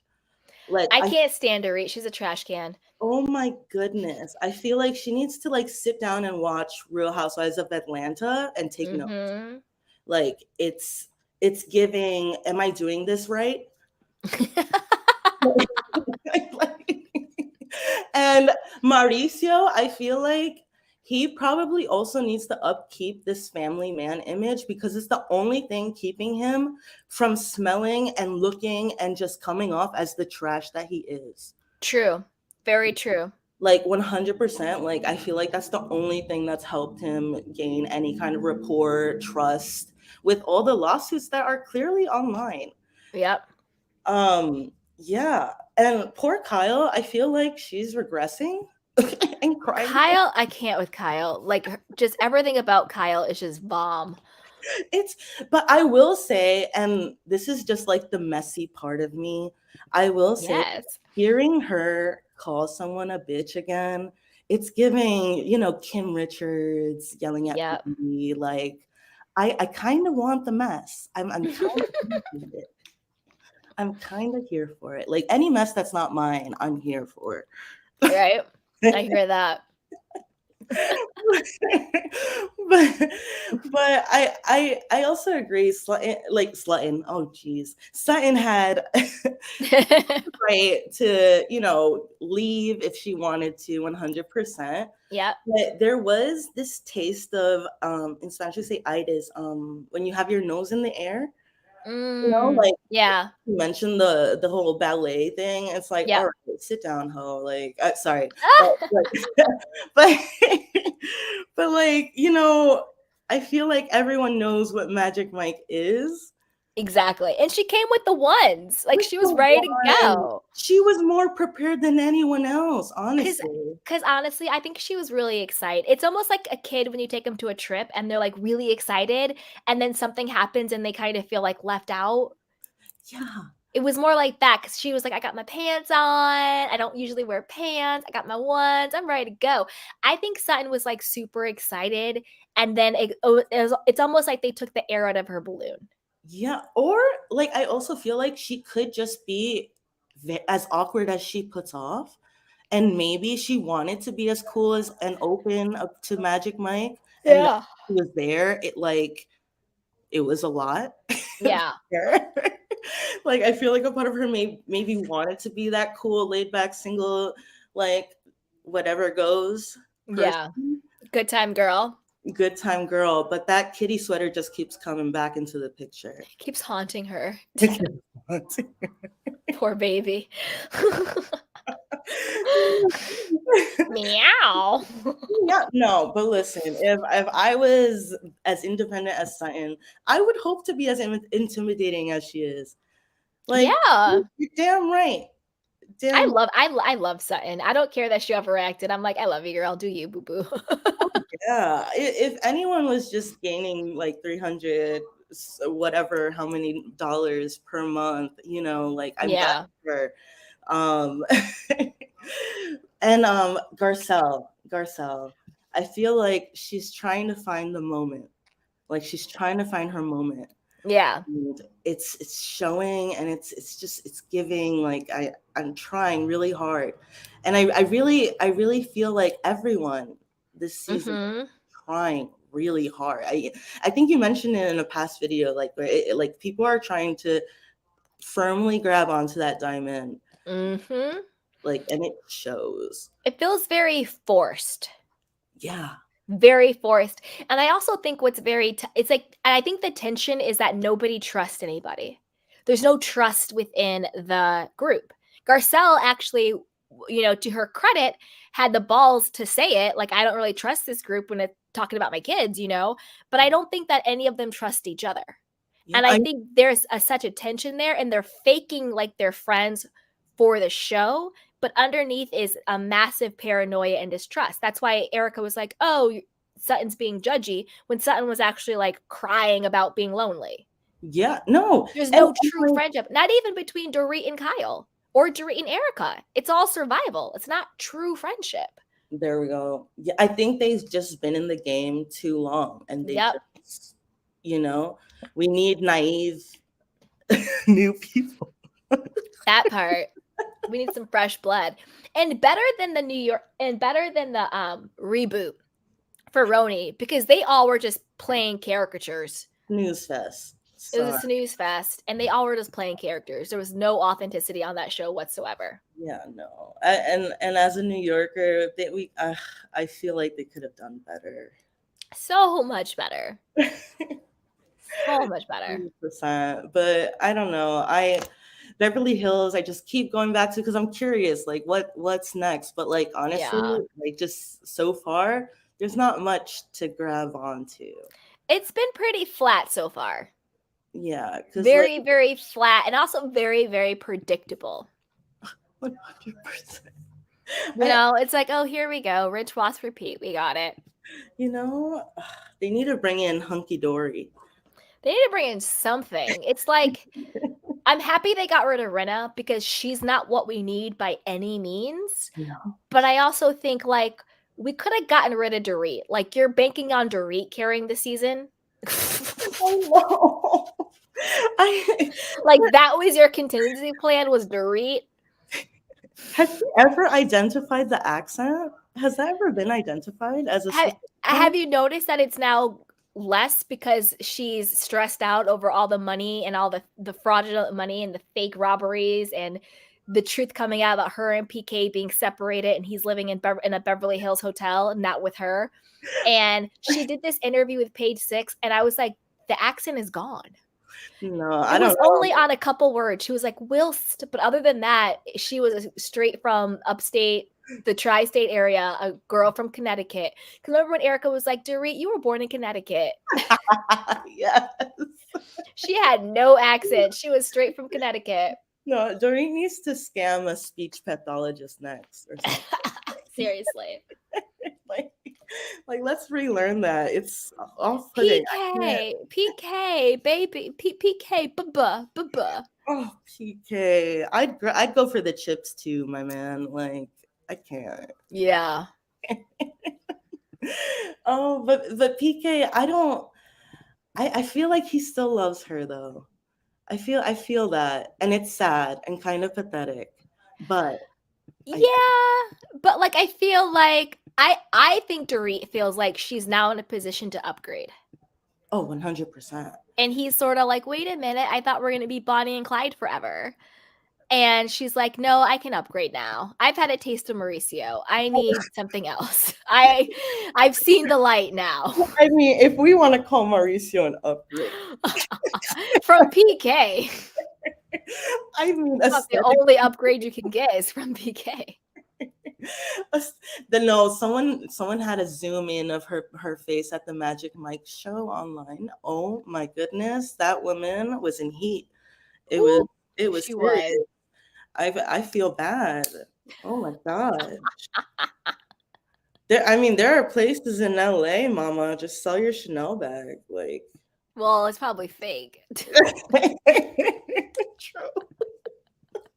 Sell your fake bag. Yeah, or maybe the robbers left it at the gate. Exactly. So kind of them.